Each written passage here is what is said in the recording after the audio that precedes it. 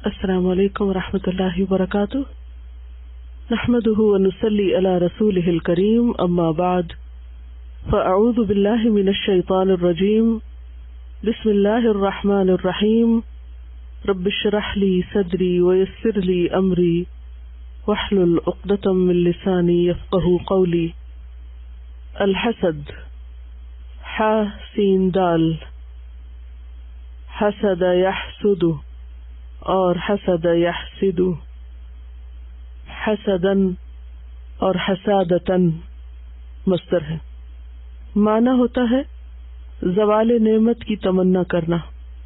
کسی کے پاس اگر کوئی نعمت پائی جائے تو اس نعمت کے جانے کے بارے میں، زوال کا مطلب ہے ٹل جانا، اس نعمت کے ختم ہونے کے بارے میں آرزو کرنا، تمنا کرنا، چاہنا، یا پھر دوسرے کے نعمت کے زوال اور اپنے لیے حصول کی تمنا کرنا. دونوں ہی حسد ہے. نمبر 1، کسی کو جو نعمت ملی ہے اس کے بارے میں سوچنا کہ وہ چلی جائے، مجھے ملے یا نہ ملے، اور یہ بھی حسد ہے کہ اس کے پاس سے تو چلی جائے اور پھر وہ مجھے مل جائے. اسی طرح ایک رشک ہوتا ہے، وہ بھی اس سے ملتا جلتا ہے. اس میں نعمت پانے کی تمنا ہے، لیکن کسی کے پاس جو نعمت ہے اس کے جانے کی تمنا نہیں. حسد ایک منفی جذبہ ہے، جبکہ رشک مثبت. یعنی حسد سے ملتی جلتی چیز ایک کیا ہے؟ رشک. رشک پازیٹو ہے اور حسد نیگیٹو. حسد میں کسی کو ملنے والی نعمت کے جانے کے بارے میں سوچتے رہنا، لیکن رشک میں کسی کو ملنے والی نعمت کے ملنے کی دعا کرنا. حسد وہ برائی ہے جس کی ابتدا اور جس کا آغاز انسان کی تخلیق کے ساتھ ہی ہو گیا تھا. سب سے پہلے خود انسان کی پیدائش اور پھر اس کو سجدہ کرنے کے حکم پر ابلیس نے حسد کیا اور انسان کو ملنے والی فضیلت اور فوقیت پر جل اٹھا اور سجدہ کرنے سے انکار کر دیا. دنیا میں سب سے پہلا بڑا گناہ کبیرہ بھی حسد کی بنا پر ہوا. آدم علیہ السلام کے 2 بیٹوں کا واقعہ قرآن مجید میں موجود ہے، جن میں سے ایک نے دوسرے کو حسد کی بنا پہ قتل کیا. حسد کے کئی اسباب ہوتے ہیں، بہت سی چیزیں اس کی وجہ ہوتی ہیں، جن میں سب سے پہلا سبب کبر ہے، تکبر. اپنے آپ کو سب سے بہتر سمجھنا اور اپنے لیے وہ چاہنا جو کسی اور کے پاس نہ ہو. اسی لیے حاسد متکبر بھی ہوتا ہے. اس کو یہ اچھا نہیں لگتا کہ کوئی اور اس سے آگے ہو. وہ کیا چاہتا ہے کہ جو کچھ ہو بس میرے ہی پاس ہو، کسی اور کے پاس نہ ہو. اور اگر کسی اور کے پاس ہو تو اسے دیکھ کر وہ برداشت نہ کرے اور فوراً انتقامی کارروائی پر اتر آئے. کسی اور کی خوشی پہ خوش نہ ہو، بلکہ اسے دوسروں کی خوشی پہ تکلیف ہو، کڑتا رہے، رنج و غم میں مبتلا ہو جائے، غیر مہذب اور غیر اخلاقی باتوں پر اتر آئے. تو پہلا سبب کیا ہے؟ کبر، تکبر. پھر اسی طرح عداوت، دشمنی. جب کسی انسان سے دشمنی ہوتی یا کسی انسان سے نفرت ہوتی، بغض ہوتا ہے، ہیٹرڈ، تو اس وقت بھی انسان کو اس شخص کو ملنے والی کوئی نعمت اچھی نہیں لگتی. بعض اوقات دشمنی کے بغیر بھی ہوتا ہے، لیکن موسٹلی ان لوگوں سے زیادہ حسد ہوتا ہے جن کے ساتھ انسان کی بنتی نہیں، دشمنی ہوتی ہے. پھر اسی طرح عجب، بعض اوقات صرف خود پسندی، کہ انسان اپنے آپ کو بہت چاہتا ہے اور اپنی ذات سے اتنی شدید محبت ہوتی ہے کہ کسی اور کو ملنے والی کوئی خیر اور بھلائی پسند نہیں آتی، برداشت نہیں ہوتی۔ پھر اسی طرح ایک سبب حب الرئاسہ ہے۔ حب الرئاسہ کیا ہوتا ہے؟ ریاست کی محبت، حب جاہ جس کو کہتے ہیں، اقتدار، اتھارٹی، کرسی، اختیار، لیڈرشپ کی محبت، کہ میں سب سے بڑا نظر آؤں، سب کچھ میرے کنٹرول میں ہو، میرے ہی ہاتھ میں ہو، میرے ہی پاس ہو۔ پھر اسی طرح شح، حرص، دل کی تنگی، یہ بھی اسباب ہوتے ہیں۔ اور عموماً معاصرت کا معنی ایک زمانے میں ہونا یا ایک شعبے میں ہونا یا ایک دوسرے کے قریب ہونا، یہ بھی سبب بنتا ہے۔ عربی کا ایک محاورہ، المعاصرۃ سبب المنافرہ۔ معاصرت، کنٹمپریری، یعنی ایک زمانے میں ہونا، ایک لیول پہ ہونا، ایک جیسے کام کرنے والے لوگ، ایک فیلڈ کے لوگ، وہ آپس میں عموماً حسد کا شکار ہوتے ہیں۔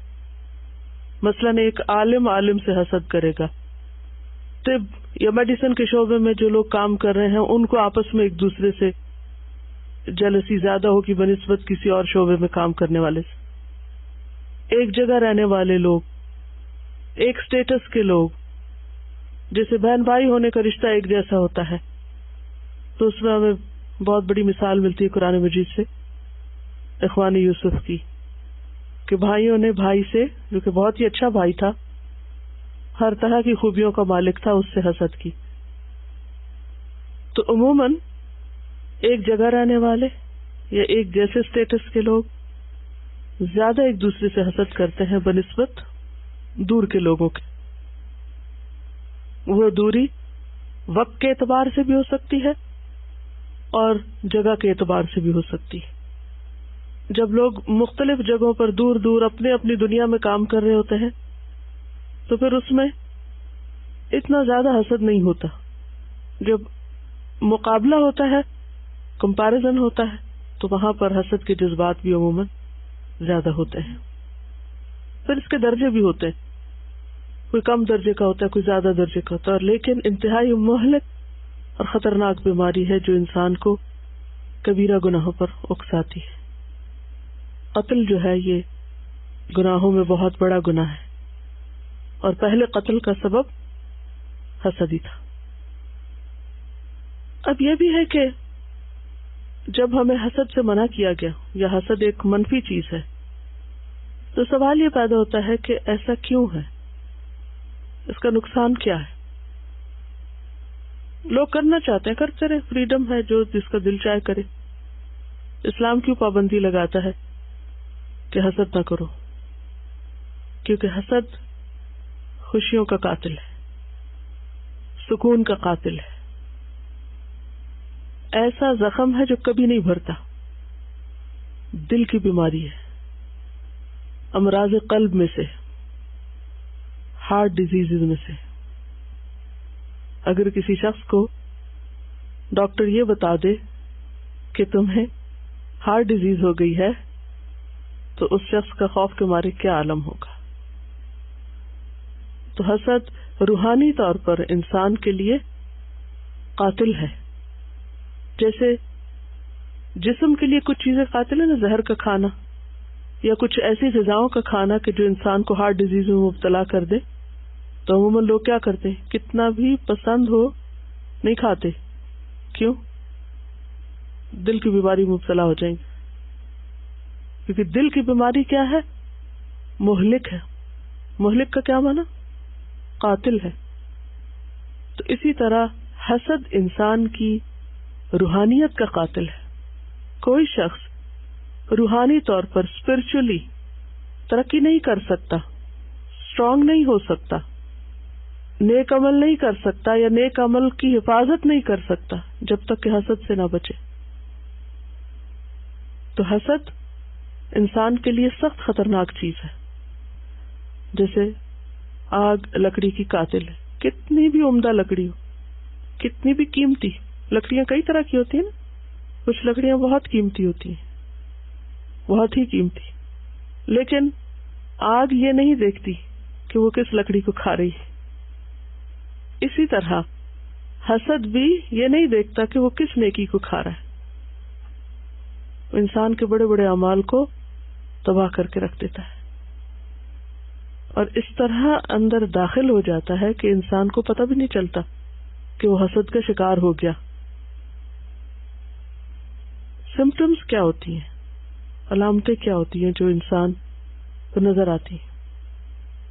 حاسد کسی کی تعریف پر کبھی خوش نہیں ہوتا، کسی دوسرے کی تعریف اچھی نہیں لگتی، کسی دوسرے کو ملنے والی نعمت اچھی نہیں لگتی، اور وہ اس وقت بھول جاتا ہے کہ کسی کے لیے برا چاہنا دراصل اپنے لیے چاہنا ہے.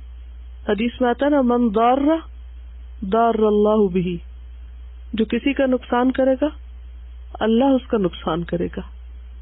آپ کسی کا برا چاہتے ہیں، اللہ آپ کے لیے برائی یا تکلیف کا راستہ کھول دے گا. ومن شاق اللہ علیہ، جو دوسروں کو تنگی میں مبتلا کرے گا اللہ اس کے لیے تنگی پیدا کر دے گا. کیونکہ اس دنیا میں ایک اصول کیا ہے کہ ہر ایکشن کا ایک ری ایکشن ہے. کوئی عمل ایک عمل نہیں، دو طرفہ عمل ہوتے ہیں. یعنی کوئی بھی کام آپ کریں گے تو آپ کو اس کا نتیجہ دیکھنا پڑے گا. آپ خوشیاں بانٹیں گے تو آپ کو جواباً خوشیاں ملیں، آپ اسمائل کریں گے تو آپ کو اسمائل ملے گی. آپ کسی کو گھور کے دیکھیں گے تو دوسرا بھی آپ کو ویسے ہی دیکھے گا. آپ کسی سے سخت بات کریں گے تو دوسرا بھی آپ کو سختی سے جواب دے گا، کیونکہ اللہ تعالیٰ نے نظام ایسا ہی بنایا نا. تو جب آپ کسی کے لیے برا چاہیں گے تو یہ کیسے ہو سکتا ہے کہ لوگ آپ کے لیے اچھا چاہیں؟ حسد کی آگ میں، جلن کڑھن میں اس قدر شدت سے مبتلا ہوتا ہے کہ کسی دوسرے تک وہ آگ پہنچنے سے پہلے خود اس کو بھسم کرتی ہے، خود اس کو جلا دیتی ہے. یعنی اگر کوئی شخص کسی پہ جل رہا ہے تو وہ جلن اس تک تو پہنچے گی سے پہنچے گی، خود اس کو تو پہنچ رہی ہے نا. تو حاسد جو ہوتا ہے وہ اندر سے بھی کھایا ہوا ہوتا ہے، جلا ہوا ہوتا ہے. جب کوئی اندر سے جلا ہوتا ہے تو اس کے چہرے پر بھی وہ جلن کے آثار ہوتے ہیں، اس کی باتوں میں بھی. پھر وہ بات بھی کرتا ہے تو جلی کٹی سناتا ہے. وہ خود خوش نہیں ہوتا تو کسی کو بھی خوش دیکھ نہیں سکتا. وہ دوسروں کی خوشیوں میں بھی خرابی ڈالتا ہے. تو اس طرح حاسد بہت جلد بے نقاب ہو جاتا ہے. اگرچہ حسد اندر کی بیماری ہے، چھپی ہوئی ہے، دل کے اندر ہوتی ہے، لیکن بہت جلد بے نقاب ہو جاتی، چہروں پر آ جاتی، عمل میں آ جاتی، باتوں میں آ جاتی. انسان زیادہ دیر تک اس کو چھپا کے نہیں رکھ سکتا، غیبت کی شکل میں، تانے کی شکل میں، اور اسی طرح جھگڑے، لڑائی، چیخنا چلانا، فساد، ان سب کی شکل میں وہ اس کے باہر آ جاتی. تو اس لیے بے حد ضروری ہے کہ انسان اس کا علاج کرے اور اس کو چھوڑ نہ دے. انتہائی خطرناک چیز ہے، دنیا میں بھی تعلقات کی خرابی کا باعث بنتی ہے، اور آخرت میں تو جو دنیا میں آگ بھڑکا کے جائے وہ آخرت کی آگ سے کیسے بچ سکتا ہے؟ آپ دنیا میں جل رہے ہیں، آپ وہاں کیسے نہیں جلیں گے؟ جب تک آپ اپنی اس آگ کو ٹھنڈا نہیں کریں گے، اس کا علاج نہیں کریں گے، تو یہ آپ کو کہیں کا نہیں چھوڑے گی. جو کسی کے لیے گڑھا کھودتا ہے خود اس میں گرتا ہے. ابراہیم علیہ السلام کے لیے جب ان کی قوم کے لوگوں نے آگ کا الاؤ تیار کیا تو کیا ہوا؟ وَأَرَادُوا بِهِ كَيْدًا فَجَعَلْنَاهُمُ الْأَخْسَرِينَ. انہوں نے اس کے ساتھ چال چلی تو ہم نے ان کو سب سے زیادہ خسارے میں مبتلا کر دیا. یہ ہو نہیں سکتا کہ آپ کسی کے لیے کسی بھی طرح برا چاہیں، کسی بھی وجہ سے، چاہے عداوت اور دشمنی کی وجہ سے، مخالفت کی وجہ سے، حسد کی وجہ سے، اور پھر آپ خود اس سے بچ جائیں. کیونکہ حاسد کسی کی خوشی پہ خوش نہیں ہوتا، اور جب آپ کسی کی خوشی میں خوش نہیں، شریک نہیں، تو جواباً وہاں سے خوشی آپ کے لیے کہاں سے ملے گی؟ آپ کیسے خوش ہو سکتے ہیں؟ جو آپ کسی کے لیے چاہیں گے وہی آپ پہ پلٹے گا. اس لیے بے حد ضروری ہے کہ انسان ایسے طریقے اختیار کرے، وہ چیزیں جانے اور وہ عمل کرے کہ جس سے اپنے اندر سے اس چیز کو ختم کرے. اور کوئی بھی کام ایک دفعہ کرنے سے نہیں ہوتا، بارہا اپنا جائزہ لیتے رہنے کی ضرورت ہوتی ہے. یہ مت سمجھے کہ ایک دفعہ آپ نے اپنے اندر سے یہ سب کچھ نکال دیا اور پھر آپ مطمئن ہو گئے، کیونکہ اس کا آغاز شیطان سے ہوا تھا نا، بنیاد وہاں سے پڑی تو شیطان آگ سے، وہ خود آگ سے ہے اور دلوں میں بھی آگ بھڑکاتا رہتا ہے.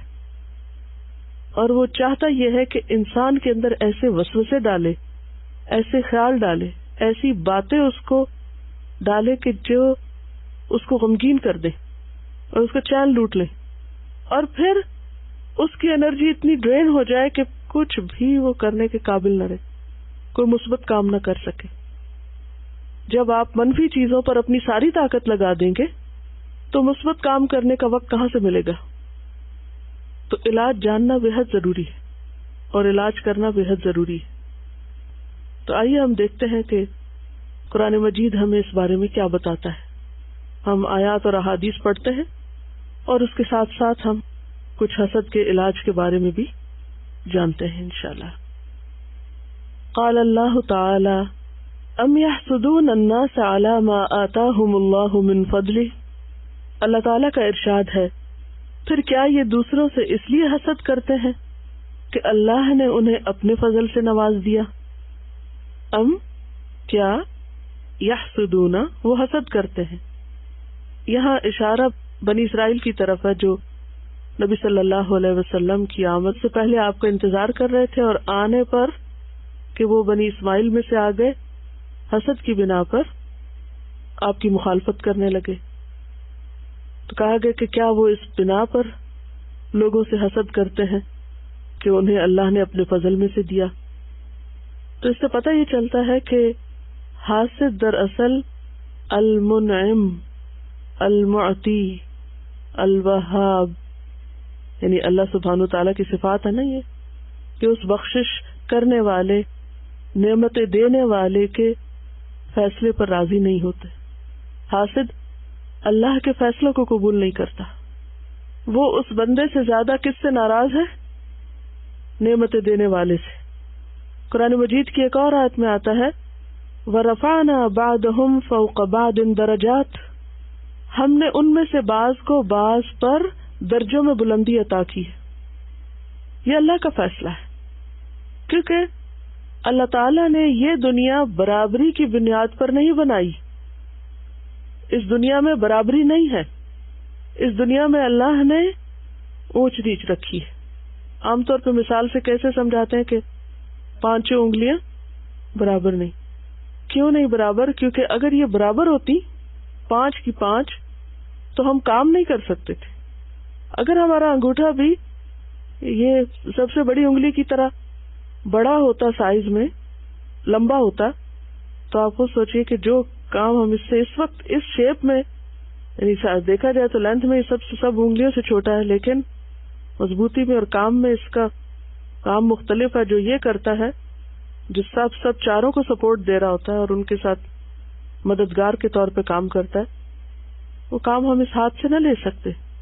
ہمارے سارے دانت اگر ایک ہی شکل کے ہوتے تو ہم چبا نہیں کچھ سکتے تھے، کھا نہیں سکتے تھے. اسی طرح باقی چیزیں بھی. تو کائنات میں اللہ سبحانہ وتعالی نے برابری نہیں رکھی، درجوں کا فرق رکھا ہے، کمی بیشی رکھی ہے. کیوں؟ اس لیے کہ اسی سے دنیا کا نظام چلتا ہے. انسانوں میں بھی اونچ نیچ کیوں رکھی؟ تاکہ دنیا کا نظام چل سکے. اس کی وجہ کیا بتائی گئی؟ لیتخذ بعضهم بعضا سخریا، تاکہ بعض سے کام لے سکے، بعض کے کام آئے. اگر سب کو وہ سب مل جاتا جو سب چاہتے ہیں تو کیا ہوتا؟ کوئی کسی کے کام آتا؟ انسان چونکہ مختلف طرح کی کمی کا شکار ہے اور اپنی ان کمیوں اور ضروریات کو پورا کرنے کے لیے دوسرے کا محتاج ہے. جب وہ دوسرے کا محتاج ہوتا ہے تو پھر اس کے دل میں اس کے لیے نرمی پیدا ہوتی، پھر وہ دوسرے کی طرف جھکتا ہے. تو آپ دیکھیں گے کہ دنیا میں کوئی آپ سے بڑا ہے اور کوئی چھوٹا ہے، اور یہ سب کے ساتھ ہے. قد میں، سائز میں، علم میں، مال میں، خوبصورتی میں، کوئی آپ سے آگے ہے اور کوئی آپ سے پیچھے. اور یہ کس لیے ہے؟ کہ ہمارا امتحان لیا جائے، کیونکہ ہم یہاں امتحان کے لیے. امتحان کیا ہے؟ کہ جو ہم سے آگے ہے اس سے حسد نہ کرے، اس کو ملنے والی نعمت کو کیا سمجھ کر خوشی سے قبول کرے کہ یہ میرے رب کی دین ہے، میرے رب کی تقسیم ہے. اور جو ہم سے پیچھے ہے، کم ہے، اس کے ساتھ کیا معاملہ کرے کہ اس کو اپنے سے حقیر نہ سمجھے، اس کی ضرورت پوری کرنے والے بنے، اس کے کام آنے والے بنے. تو بات یہ ہے کہ اللہ کے فیصلے نہیں بدلتے، یہ فرق کوئی نہیں مٹا سکتا، ہمیشہ سے رہا ہے اور جب تک دنیا قائم ہے یہ فرق رہے گا، یہ ختم نہیں ہو سکتا. اس فرق کو مٹانا ان نیچرل ہوگا.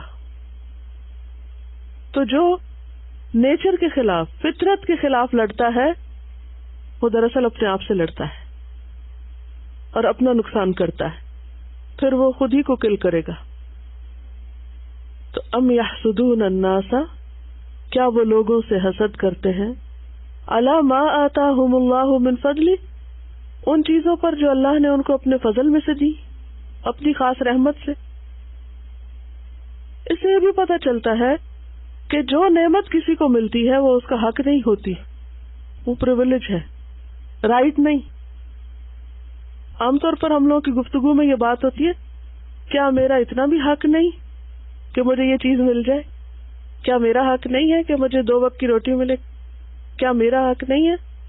نہیں، کچھ بھی حق نہیں ہے. کیا ہے؟ انعام ہے، احسان ہے اللہ کا. ہونا چاہے تو نہ دے، آپ کیا کر سکتے؟ اگر یہ احساس رہے تو انسان کو پھر جو کچھ بھی ملتا ہے اس پر شکر کرتا ہے. اور اگر انسان اس بولی میں بولتا رہے، اس ٹون میں بولتا رہے، کیا میرا یہ حق نہیں اور میرا وہ حق نہیں، تو پھر کیا ہوگا؟ حقوق کی اس جنگ میں کبھی بھی انسان پرسکون نہیں ہو سکتا، کبھی بھی اس کو چین نہیں آ سکتا. قال اللہ تعالی ومن شر حاسد اذا حسد، اور اللہ تعالی کا فرمان ہے اور حاسد کے شر سے جب کہ وہ حسد کرے. اس سے کیا پتہ چلتا ہے کہ حاسد اپنے آپ کو نقصان دینے کے ساتھ ساتھ بعض اوقات انتقامی کارروائیوں کی وجہ سے دوسرے کو بھی نقصان پہنچاتا ہے. کیونکہ اللہ تعالیٰ نے دنیا میں خیر اور شر دونوں رکھا ہے. خیر بھی اپنا کام کر رہا ہے اور شر بھی اپنا کام کر رہا ہے. تو یہ اللہ تعالیٰ کی بہت بڑی رحمت ہے کہ اس نے ہمیں ایسے شر سے خبردار کر دیا کہ شر ہے، لیکن اس شر سے بچنے کے لیے کیا کرو؟ اللہ کی پناہ میں اپنے آپ کو دے دو. کیونکہ بعض اوقات حاسد سامنے آ کے وار کرتا ہے اور بعض اوقات چھپ کے وار کرتا ہے اور ہمیں پتہ بھی نہیں ہوتا. بعض اوقات وہ اتنا لپٹا ہوا وار کرتا ہے کہ ہم جانتے بھی نہیں. اور اس میں خاص طور پر ابلیس، شیطان، وہ بعض اوقات کسی خراب بات کو، غلط چیز کو ہمیں اتنا خوبصورت بنا کے پیش کرتا ہے کہ ہم اس کے جھانسے میں آ جاتے اور بہت بڑا غلط کام کر لیتے. اور جب ہم ریئلائز کرتے کہ ہم نے غلطی کی تو وقت گزر چکا ہوتا ہے. اور اس میں تاریخ میں کئی ایک ایسے واقعات ہیں. اس میں یہ کتاب دیکھ رہی تھی، عظمت اسلام، یہ مولانا وحید الدین کی کتاب ہے. اس میں انہوں نے حسد کے نقصانات پر پیج 284 پر ایک چیپٹر لکھا ہے. اس میں یہ لکھتے ہیں کہ بہمنی سلطنت 1347 میں سلطان محمد بن تغلق سے بغاوت کر کے قائم ہوئی. اس کا بانی حسن گنگو تھا. حسن کا کہنا تھا کہ وہ ایران کے قدیم بادشاہ بہمن کی اولاد سے، اس بنا پر اس کا خاندان بہمنی خاندان کہا جاتا ہے. حسن گنگو نے گلبرگہ کو اپنی راجدھانی قرار دیا اور اپنی سلطنت کی حدود بڑھانے شروع کیے. 1359 میں حسن گنگو کی وفات ہوئی. اس کے بعد اس کا جانشین احمد شاہ بہمنی ہوا. اس نے شہر بیدر بسایا اور گلبرگہ کے بجائے بیدر کو اپنی راجدھانی قرار دیا. دکن کی یہ بہمنی سلطنت 180 یعنی 180 ایئر تک قائم رہی. 1527 یعنی 1527 میں ختم ہو گئی. اس سلطنت کا وزیر 1463 سے لے کر 1481 تک محمود گواں تھا اس کا زمانہ بہمنی سلطنت کا سب سے زیادہ کامیاب زمانہ ہے. اس نے سلطنت کو مزید وسیع کیا اور اپنے تدبر سے اس کو بہت مستحکم کیا. مورخین نے بالاتفاق اس کی اعلیٰ لیاقت کا اعتراف کیا. ایک مورخ نے لکھا ہے کہ محمود گواں تاریخ ہند کے بہترین مدبروں اور منتظموں میں شمار کیا جاتا ہے، یعنی زبردست لیڈر اور ایڈمنسٹریٹر تھا. انسائکلوپیڈیا بریٹانیکا میں اس کے بارے میں لکھا ہے. اس عہد کی سب سے زیادہ ممتاز شخصیت، ایک اعلیٰ انتظام کار اور ایڈوانس ہسٹری آف انڈیا کا مصنف، ان الفاظ میں اس کے اخلاص کا اعتراف کرتا ہے کہ اگرچہ محمود گواں کو نہایت وسیع اختیارات حاصل تھے مگر اس نے کبھی اپنے اختیار کا بے جا استعمال نہیں کیا. اپنی ماہرانہ سیاست، کامیاب فوجی اقدامات کے ذریعے اس نے بہمنی سلطنت کے رقبے کو ایسی حد تک پہنچایا جو پچھلے حکمرانوں کے زمانے میں کبھی سوچی بھی نہ گئی تھی. محمود گواں اس قدر محنت کا عادی تھا کہ وہ اپنا ایک لمحہ ضائع نہ کرتا. اپنی ضرورتیں اس نے بہت محدود کر لی تھی. چٹائی پہ سوتا، مٹی کے برتن میں کھانا کھاتا، نہایت سادہ زندگی گزارتا. اس کے ذاتی کتب خانے میں 3000 کتابیں تھیں. اس نے بہمنی سلطنت کی راجدھانی بیدر میں ایک مدرسہ قائم کیا اور اپنی تمام کتابیں وہاں بھیج دی. مدرسہ کی عمارت کے آثار اب بھی بیدر میں موجود ہیں. اس کے زمانے میں بہمنی سلطنت کو بہت ترقی ہوئی. محمود گواں کے زمانے میں بہمنی تخت پر محمد شاہ سوم تھا. یہ بادشاہ نہایت آرام طلب اور ناکارہ تھا. نتیجہ یہ ہوا کہ سلطنت کا سارا انتظام عملاً محمود گواں کے ہاتھ میں آ گیا، یہ جس کے اوپر ذکر ہے. محمود نے اس اقتدار کا کبھی ناجائز فائدہ نہیں اٹھایا. پھر بھی یعنی کوئی اس نے فائدہ نہیں اٹھایا، صرف یہ کہ وہ کام زبردست کر رہا تھا جس سے ملک کو ترقی ہو رہی تھی. پھر بھی دربار کے عمراء اس کے قوت اور اثر کو دیکھ کر اس سے جلنے لگے. انہوں نے خفیہ طریقے سے محمود کی سرکاری مہر حاصل کر لی، اسٹیمپ. اس کے بعد ایک فیک جعلی خط لکھ کر اس کی مہر کے ساتھ تیار کیا اور وجے نگر کے راجہ رائے نرسنگ کے نام خط لکھا گیا اور یہ فرضی خط انہوں نے بادشاہ کو دکھایا اور کہا کہ آپ کا وزیر غدار ہے جو آپ کو تخت سے بے دخل کرنا چاہتا ہے اور یہ دوسرے راجہ سے ساز باز کر رہا ہے. یعنی حسد میں آ کے محمود کے خلاف اس کے بادشاہ کو ورغلا دیا اور جھوٹا ایک پیپر تیار کر کے یہ ثابت کیا کہ یہ آپ کے خلاف سازش میں ملوث ہے، حالانکہ اس غریب کو کچھ خبر نہیں تھی. بادشاہ امیروں کے دھوکے میں آ گیا، درباریوں کے دھوکے میں آ گیا. اس نے 15 اپریل کو اس لائق وزیر کو قتل کرا دیا. بات کو بادشاہ کو پتہ چلا اس نے غلطی کی، پتہ چل گیا کہ یہ سب دھوکا ہوا. اسے بے حد صدمہ ہوا کہ اتنے اچھے انسان سے ہاتھ دھو بیٹھا. یہاں تک کہ وہ خود بھی 1 سال کے اندر 12 مارچ کو مر گیا. محمود کے خلاف اس شرمناک سازش کا اصل دماغ ملک نائب تھا، مگر محمود کے بعد اس کو بھی چین نصیب نہ ہوا. دربار میں اس کے مخالف پیدا ہو گئے. دوبارہ اس کے خلاف سازش ہوئی. 1486 میں ملک نائب کو بے دردی کے ساتھ قتل کر دیا گیا. مقتول کے خاتمے کے صرف 5 سال بعد خود قاتل بھی ذلت کے ساتھ ختم ہو گیا. محمود کے قتل کے بعد بہمنی سلطنت دوبارہ سنبھل نہ سکی. 1524 میں اس کے آخری حکمران کی وفات کے ساتھ بہمنی سلطنت کا خاتمہ ہو گیا. اس کے بعد اس علاقے میں بغاوتیں ہوئیں اور ایک سلطنت 5 سلطنتوں میں تقسیم ہو گئی. آغاز کہاں ہوا تھا؟ ایک سازش سے. اور سازش کس کے خلاف تھی؟ ایک انتہائی مخلص اور کام کرنے والے انسان کے کہ جس کو کسی سے کچھ لینا دینا نہیں تھا. ایک شخص جو چٹائی پہ سوتا ہو اور مٹی کے برتن میں کھاتا ہو اور ایک لمحہ ضائع کیے بغیر لوگوں کی خیر اور بھلائی کے کام کر رہا ہو. اسے اپنی ذات کے لیے تو کچھ بھی نہیں چاہیے تھا، لیکن چونکہ اپنے کام کی وجہ سے وہ بادشاہ کا محبوب نظر تھا، یہ بات اچھی نہیں لگی تو جھوٹی سازش تیار کر کے نقصان پہنچایا گیا. تو اس سے آپ دیکھیں کہ وہ ایک شخص کے خلاف سازش نہیں تھی. حاسد کا شر بعض اوقات ایک شخص کے خلاف نہیں ہوتا، اور حاسد جو ہوتا ہے وہ عام بندوں سے تو حسد نہیں کرتا جو اس سے کم ہوتے، وہ کس سے حسد کرتا ہے؟ جو اس سے زیادہ ہوتے. اب جب وہ اس سے حسد کرتا ہے اور اس کو نقصان دینا چاہتا ہے تو وہ یقیناً ایسا شخص ہوتا ہے کہ جس کا پھر اپنی خیر و خوبی کی وجہ سے کوئی انفلوئنس ہوتا ہے، یا وہ کوئی کارآمد شخص ہوتا ہے. اب جب آپ کسی کارآمد شخص کو کوئی نقصان پہنچاتے تو اس کے ذریعے صرف اس کی ذات نہیں، اس سے پہنچنے والی خیر جو سب کو پہنچ رہی ہوتی ہے ان سب سے بھی آپ اس کو محروم کر دیتے ہیں۔ لہذا یہ جرم کوئی چھوٹا جرم نہیں، اور حسد کا شر کوئی معمولی شر نہیں۔ اس لیے اللہ سبحانہ وتعالی نے ہمیں خود دعا سکھائی، کس بات کی؟ کہ وَمِن شَرِّ حَاسِدٍ إِذَا حَسَدَ۔ آپ کو تو پتہ بھی نہیں ہوگا کہ کون کہاں کیا کر رہا ہے۔ اور آپ دیکھیے کہ یہ سوچ ہر معاشرے کے اندر کسی نہ کسی طرح پائی جاتی ہے، یعنی حسد ہر معاشرے کے اندر ہے۔ حسد کے مختلف جو سمٹمز ہیں یا مختلف طرح سے اس کو ایکنالج کرنا یہ بھی پایا جاتا ہے مختلف معاشروں کے اندر۔ اسی لیے آپ دیکھیں گے کہ حاسد کی نظر لگنا اور پھر اس نظر کے علاج کے لیے بہت سے لوگ ٹوٹکے بھی کرتے رہتے ہیں۔ مثلا جب بچہ پیدا ہوتا ہے تو بعض اوقات اس کے ماتھے پہ تل لگا دیتے ہیں کالا، یا اس کے پاس چھری رکھ دیتے ہیں۔ بعض لوگ گھر میں آئینہ رکھتے ہیں، بعض اوقات اور بھی کچھ طریقے اختیار کیے جاتے ہیں، اور اس کا مقصد کیا ہوتا ہے؟ نظر نہ لگے، حاسد کے حسد اور شر سے بچنے کے لیے۔ لیکن اللہ تعالیٰ نے ہمیں اس سے بچنے کے لیے بہترین طریقہ سکھایا ہے، اور وہ کیا کہ ہر نماز کے بعد یہ صورتیں پڑھی جائیں، صبح اٹھتے ہوئے پڑھی جائیں، رات کو سوتے وقت پڑھی جائیں، اور انسان مسلسل اللہ کی مدد مانگتا رہے۔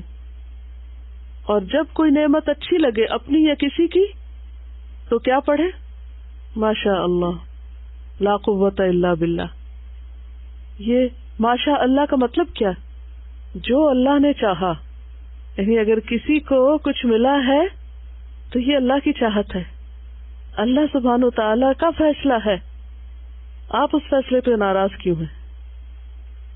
اب دیکھیے کہ دنیا میں حسد انفرادی سطح پر بھی ہوتا ہے اور اجتماعی سطح پر بھی، قومیں قوموں سے بھی کرتی ہیں اور افراد سے بھی۔ افراد کے حسد میں تو انڈیویجولی کسی بھی لیول پر حسد ہو سکتا ہے، لیکن اقوام سے حسد، جیسے بعض اوقات ویسٹ کے خلاف لوگ کس لیے بولتے رہتے ہیں، ان کی ترقی کو دیکھ کر کوئی نہ کوئی نقص نکالتے رہتے ہیں اور ان کی اخلاقی خرابیوں کے اوپر زیادہ سے زیادہ بات ہوتی ہے۔ ٹھیک ہے، وہ سب موجود ہے، لیکن اس کے اوپر فرض کیا ہے کہ پھر آپ اس کی اصلاح کی کوئی کوشش کریں۔ لیکن بعض اوقات کسی بھی قوم یا ملک یا علاقے کی ترقی دیکھ کر کہیں کوئی تعریف ہو رہی ہو تو وہاں صرف خامیوں پہ بات شروع کر دینا، یہ کیا ہے؟ یہ بھی حسد کی نشانی۔ کارل مارکس نے جو تحریک شروع کی تھی اس کی بنیاد بھی، یعنی اشتراکیت کی بنیاد کیا تھی؟ کس کے خلاف حسد تھا؟ کس کے خلاف نفرت تھی؟ رچ لوگوں کے، مالداروں کے خلاف، یعنی وہ غریبوں کی ہمدردی میں کم اور امیروں کی نفرت میں زیادہ تھی۔ کیونکہ بعض اوقات لوگوں کو کسی اچھے کاز کے لیے جمع کرنا مشکل ہوتا ہے، کہ لوگوں کو اگر یہ کہا جائے کہ آؤ غریبوں کی ہمدردی میں مل کے کوئی کام کرتے ہیں تو کتنے لوگ کام کریں گے؟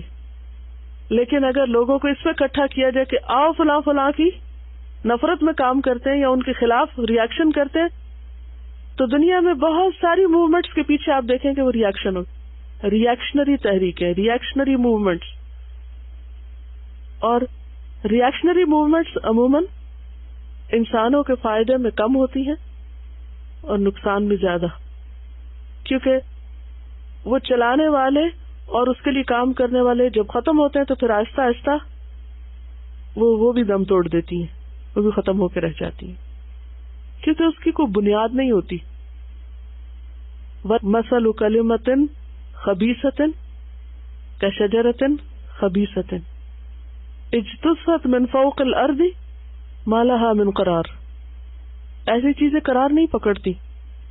کوئی عمل جو آپ صرف کسی ریاکشن میں کر رہے ہیں، کسی کی نفرت میں کر رہے ہیں، کسی کے خلاف ہو کے کر رہے ہیں، تو وہ زیادہ دیر نہیں چلے گا، دنیا میں بھی اور آخرت میں تو اس کے لیے کوئی اجر ہے ہی نہیں۔ اگرچہ نفرت پر مبنی کام جو ہوتے ہیں وہ بظاہر بہت فورسفل ہوتے ہیں، انہیں بڑی قوت ہوتی، کیونکہ نفرت بھی ایک بہت شدید قوی جذبہ ہوتا ہے انسان کے اندر، اور اس کے اندر بعض اوقات بڑے بڑے رسک لینے اور بڑے بڑے چیلنجز قبول کرنے کی جرت پیدا کر دیتا ہے جو عام طور پر آپ نہیں پیدا کر سکتے. آپ دیکھیں گے کہ غصے کی وجہ سے آپ کے اندر جو طاقت پیدا ہوتی ہے، چاہے وہ تھوڑی دیر کے لیے پیدا ہو، وہ عام حالات میں نہیں دکھائی دیتی، یا کسی بہت اچھے کام کو کرنے کے لیے عمومی طور پر وہ آپ کے اندر نہیں ہوتی. تو نیگیٹو فورسز جو انسان کے اندر وہ بہت شدید ہیں، لیکن یہ یاد رکھیے کہ وہ لاوے کی طرح پھٹتی ہیں، لیکن ہر اٹھنے والا لاوا اگرچہ تباہی لاتا ہے پھر کیا ہوتا ہے، بالآخر ٹھنڈا ہو جاتا ہے، ختم، جزیرہ ہی بن جاتا ہے، بنجر. تو بات یہ ہے کہ انسان کو ہمیشہ یہ سوچنا چاہیے کہ کوئی بھی جو عمل کرنے لگا ہے، کوئی بھی کام، کسی کا ساتھ دینے لگا ہے، کسی کی باتوں میں جو آ رہا ہے، کسی کی ہاں میں جو ہاں ملا رہا ہے، وہ کس نیت سے ہے، کس جذبے سے.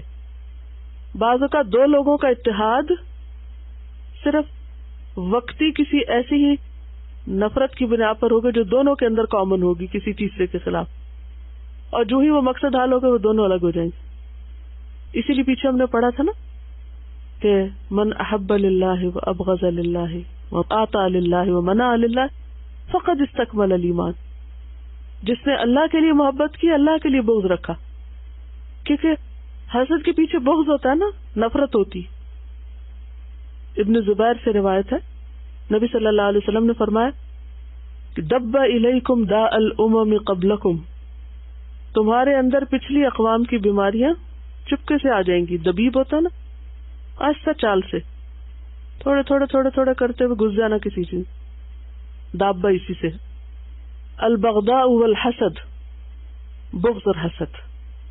والبغضاء اور بغض ہی الحالقہ، حالقہ قاف سے، حالقہ نہیں ہے، حالقہ مونڈ دینے والی ہے، اریز کر دینے والی ہے. لیس حالقۃ الشعر، بال موڑنے والی نہیں، ولیکن حالقۃ الدین، دین کی صفائی کر دینے والی. تو بات یہ ہے کہ جب تک بغض اللہ کے لیے نہ ہو، اپنے نفس کے لیے ہو، تو وہ دین کی صفائی کر دیتا ہے. اس سے کئی اور خرابیاں پیدا ہوتی. وہ آگ ہے جو نیکیوں کو ختم کر کے رکھ دیتی. تو من احب للہ و ابغض للہ، جس نے اللہ کے لیے محبت کی اور اللہ کے لیے بغض رکھا، اس نے اپنا ایمان مکمل کیا. اور ایسی ہی محبت جو اللہ کی خاطر ہو وہ پائیدار ہوتی، وہ باقی رہتی ہے. وہ کیسے باقی رہتی ہے؟ کیونکہ اس میں ذات نہیں ہوتی، اللہ کی رضا ہوتی. پھر انسان دوسرے کی غلطیوں، کمی کوتاہی کو معاف کرتا رہتا ہے. لیکن جہاں ذات انوالو ہوتی ہے وہاں انسان کسی کی خوبی بھلائی دیکھ کے اگر کسی کو اپنے سے آگے نکلتا دیکھے تو حسد میں مبتلا ہو کے ساری محبت کو صاف کر دیتا ہے. پھر وہ محبت نہیں باقی رہتی، وہ محبتیں نفرتوں میں بدل جاتی، وہ دوستیاں دشمنیوں میں بدل جاتی ہیں، کیونکہ وہ احب للہ ہی نہیں تھا، ابغض للہ ہی نہیں تھا. تو بغض جو ہے وہ حسد کا سبب ہے، عداوت. اور جب دل میں بغض اور نفرت آتی ہے کسی کی، تو پھر انسان بعض اوقات بظاہر بڑے بڑے غلط کام بھی کر جاتا ہے. تو بے حد ضروری ہے کہ انسان اس شر کو اپنے دل سے نکالے. عن ابی ہریرہ ان رسول اللہ صلی اللہ علیہ وسلم قال لا يجتمعان في قلب عبد الایمان والحسد، رواہ النسائی. سیدنا ابو ہریرہ رضی اللہ عنہ سے روایت ہے کہ رسول اللہ صلی اللہ علیہ وسلم نے فرمایا، آدمی کے دل میں ایمان اور حسد جمع نہیں ہو سکتے. سب مل کے پڑھیے.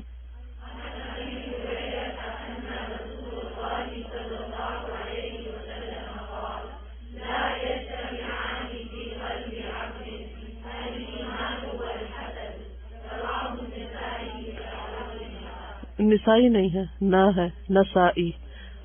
نسائی نساء عورتوں کے لیے آتا ہے، یہ نساء ایک جگہ کا نام ہے، نسائی. ٹھیک ہے.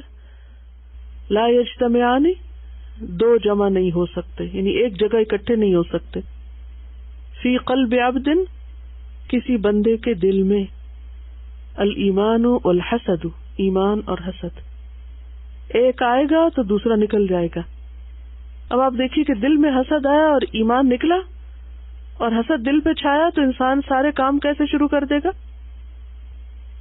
جو ایمان کے منافی جائیں گے، ایمان سے دور لے جانے والے. اسی لیے نبی صلی اللہ علیہ وسلم نے فرمایا تھا نا کہ قسم ہے اس ذات کی جس کے ہاتھ میں میری جان ہے، تم جنت میں نہیں جا سکتے جب تک کہ تم ایمان نہ لاؤ، اور تم ایمان نہیں لا سکتے جب تک کہ آپس میں محبت نہ کرو. جیسے ایمان اور حسد جمع نہیں ہوتا تو پھر کیا ضروری ہے؟ ایمان کے لیے محبت ضروری ہے. وَلَا تُؤْمِنُوا حَتَّى تَحَابُّوا أَلَا أُنَبِّئُكُمْ، کیا میں نہ بتاؤں تم کو، بِمَا يُثْبِتُ لَكُمْ ذَلِكَ، جو تمہارے دل میں یہ چیز ڈال دے. افشوا السلام بینکم، سلام کو خوب خوب پھیلاؤ، سلام کو خوب رواج دو، تو اس سے کیا ہوگا؟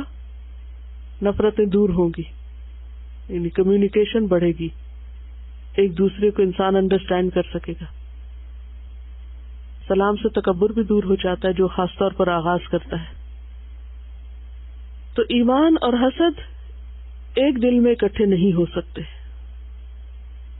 تو کتنا رسکی کام ہے، پھر کس قدر خطرناک چیز ہے کہ اگر حسد آیا تو ایمان کے لالے پڑ جائیں گے. لہذا کس قدر ضروری ہے کہ انسان اسے نکالنے کی تدبیر کرے، اسے اپنے اندر نہ چھوڑے، اسے باقی نہ رہنے دے. اب دیکھیے کہ اگر ہمیں پتہ چل جائے کہ ہمارے جسم میں خاص وائرس داخل ہو گیا یا کوئی ایسی چیز کھا لی ہے کہ جو ہمارے لیے جان لیوا ہو سکتی، تو ہمارا ری ایکشن کیا ہوگا؟ چین سے سو جائیں گے جا کے؟ جتنی جلدی ہو اس کو نکال باہر کیا جائے، فوراً اینٹی بایوٹک کا استعمال شروع کر دیتے ہیں. السلام علیکم.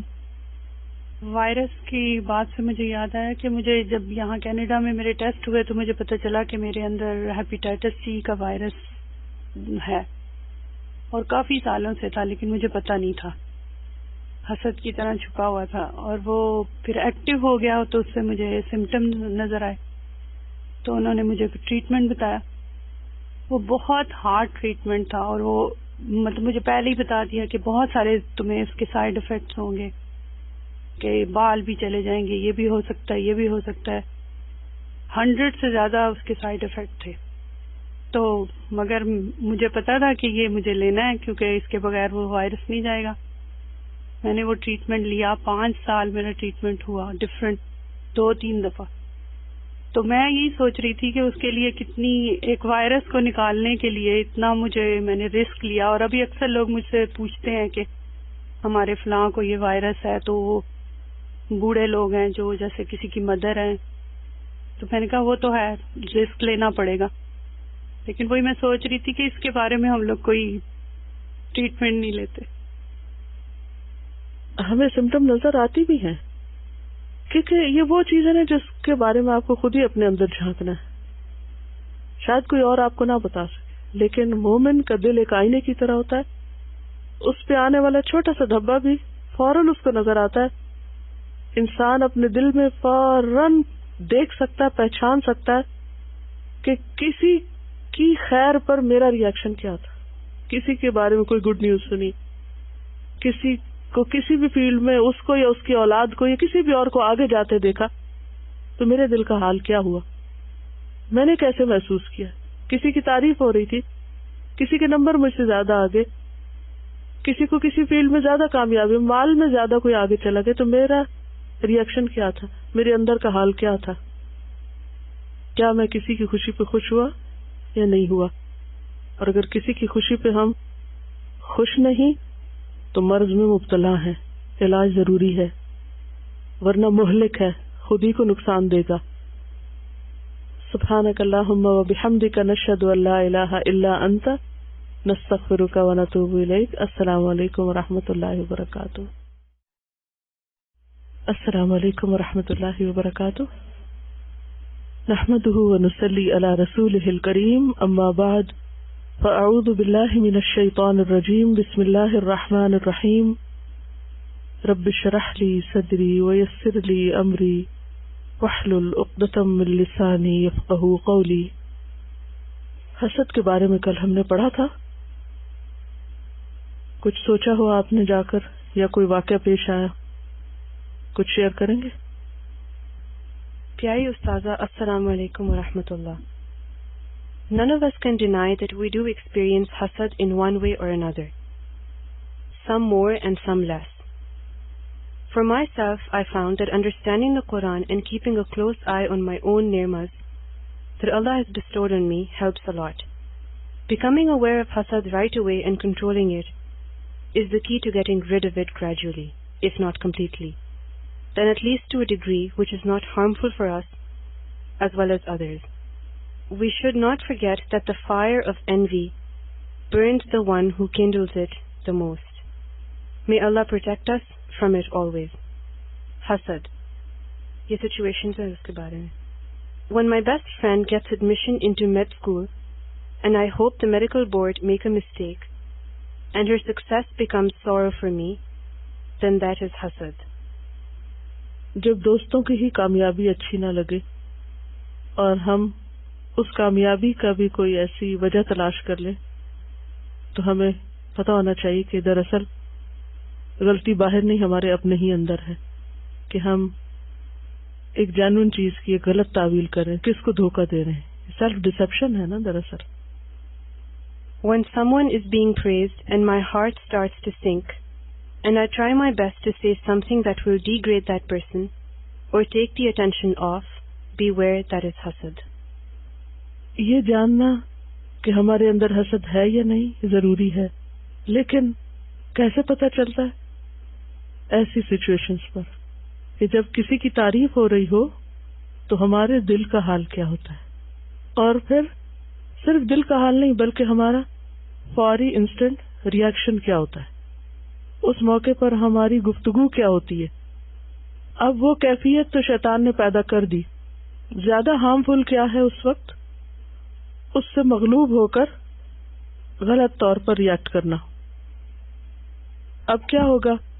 دوسرے سے زیادہ اپنا نقصان، کیونکہ جب انسان کسی کو نقصان پہنچانے لگتا ہے، حدیث کے الفاظ میں من ضار اللہ بہ، جو کسی کو ضرر پہنچائے گا، نقصان دے گا، اللہ اس کو دے گا. آپ نے دوسرے کے لیے برے الفاظ استعمال کی، یہ برا سوچا، جو آس پاس کے لوگ بیٹھے ہیں ان کے دل میں آپ کے بارے میں کیا خیال آئے گا؟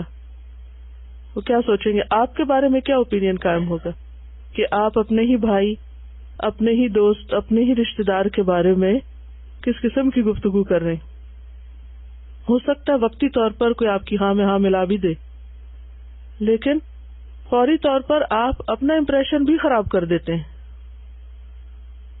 مشکل بات کہی. When your sister-in-law drives her new Mercedes to your place and you wish she gets into an accident on the way back home, then check yourself, as that is hasad.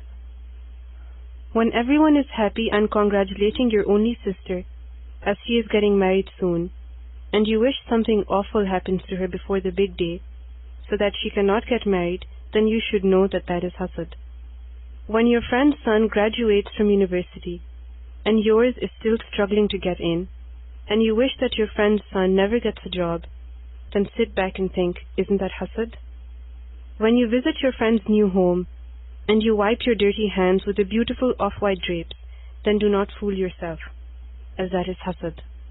When your friend asks you to help her with her party of the year and you add too much water to the punch, you might not admit it, but that is hasad. When everyone is praising and enjoying your mother-in-law's food and you mention the korma in which she added the salt twice by mistake, you are deceiving yourself if you think it was just a slip of the tongue, as that is hasad. When my friend is doing better than me at school and I pray she gets sick and misses a lot, then I should know it is nothing else but hasad. When my sister gets all the Nusus answers right in class and I wish she drops out of the course and stays at home, then watch out. That is hasad. When someone brings food for the lunch break and while eating I say so and so makes the same food really delicious and better, for sure that is hasad. When my friend has a 4th baby boy and I have 5 girls and I wish something terrible happens to her children, then I should fear Allah, as that is hasad. تو یہ چند مثالیں اپنا جائزہ لینے کے لیے تھی. ایسے بہت سے وسوسے ایسے مواقع پہ شیطان ڈالتا ہے، بعض اوقات وقتی ہوتے ہیں اور بعض اوقات وہ ٹھہر جاتے ہیں، اور پھر انسان اندر ہی اندر کوڑتا رہتا ہے. اور عموماً خیال یا وسوسہ بار بار آنے سے ارادہ بن جاتا ہے، اور جب وہ ارادہ بن جاتا ہے تو عزم میں تبدیل ہو جاتا ہے، اور عزم عمل میں بدل جاتا ہے، اور انسان غلط سوچ کے نتیجے میں غلط عمل کی طرف چل پڑتا ہے. یعنی حسد کرتے وقت انسان کتنے گھٹیا درجے پہ آ جاتا ہے نا، اسفل سافلین پہ آ جاتا ہے، اور باہر اس نے ایک اور لبادہ اڑا ہوا ہوتا ہے نا، لوگوں کے بیچ میں بیٹھ کے ان کی خوشامد کر رہا ہوتا ہے، اور اندر سے اس کا دل جل رہا ہوتا ہے، اوپر سے تعریف کر رہا ہوتا ہے، اور اندر سے کچھ اور سوچ رہا ہوتا ہے کہ کس طرح کسی کو ڈیگریڈ کیا جائے. اور جیسے کہ حدیث میں آتا ہے کہ کل ذی نعمت محسود، ہر صاحب نعمت حسد کیا جاتا ہے. یعنی یہ اتنی خطرناک مگر اتنی کامن بیماری ہے کہ where there is a نعمہ there is حسد. جہاں بھی نعمت ہے، چھوٹی ہے یا بڑی ہے، وہیں پر حسد کا وجود ہو جائے گا. اور بعض اوقات بہت قریبی کلوز رشتوں میں، خون کے رشتوں میں، یعنی یہ تو بہت بڑی بات ہے کہ کسی کے لیے ہم ایکسیڈنٹ کا سوچیں، لیکن اس سے کم درجے کے نقصان کا بھی سوچ سکتے ہیں کہ اس کو کچھ اسکریچز آ جائیں، یا کوئی اور گڑبڑ ہو جائے، یا چابی نہ لگے اور سٹارٹ ہی نہ ہو، یا سم تھنگ لائک دیٹ، کہ اس کو سمجھ تو آئے نا کہ اتنا اکڑنے کی ضرورت نہیں. بعض اوقات ہم اس لیے بھی دوسرے کے بارے میں ایسے سوچنے لگتے ہیں کہ دوسرا ہمارے ساتھ روڈ ہو رہا ہوتا ہے، کیونکہ عموماً کیا ہوتا ہے، جس کے پاس نعمت آتی ہے اس کا امتحان شروع ہو جاتا ہے اور وہ کبر میں مبتلا ہو جاتا ہے.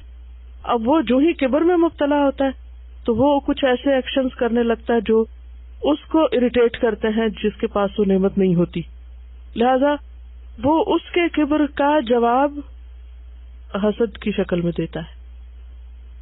اصل بات یہ ہے کہ جس طرح جسمانی طور پر ہم ایکسپوز ہوتے ہیں تو گرد و غبار اور مختلف طرح کی چیزیں ہم کو آ چمٹتی ہیں، ہم نہ بھی چاہیں، اور ضرورت پیش آتی ہے کہ ہم نہائیں دھوئیں، صاف کریں اپنے آپ کو، اور چونکہ وہ نظر آ رہی ہوتی ہیں اوپر، یا ہمیں محسوس ہو رہی ہوتی ہیں، یا نہ بھی ہو تو ہمیں یہ ڈر ہوتا ہے کہ دوسرے ہمارے اوپر یہ چیز دیکھ رہے ہیں، ہمارے جسم سے اسمیل آ رہی ہے، یا ہماری شکل بدلی ہوئی، یا ہمارے بال اڑے ہوئے ہیں، تو ہمارے حق میں یہ بات اچھی نہیں، ہمارا امپریشن نہیں اچھا پڑ رہا، تو وہ پھر کچھ چیزیں مجبور کرتی ہیں اور ہم اپنے آپ کو صاف ستھرا کر لیتے ہیں یا سنوار لیتے ہیں.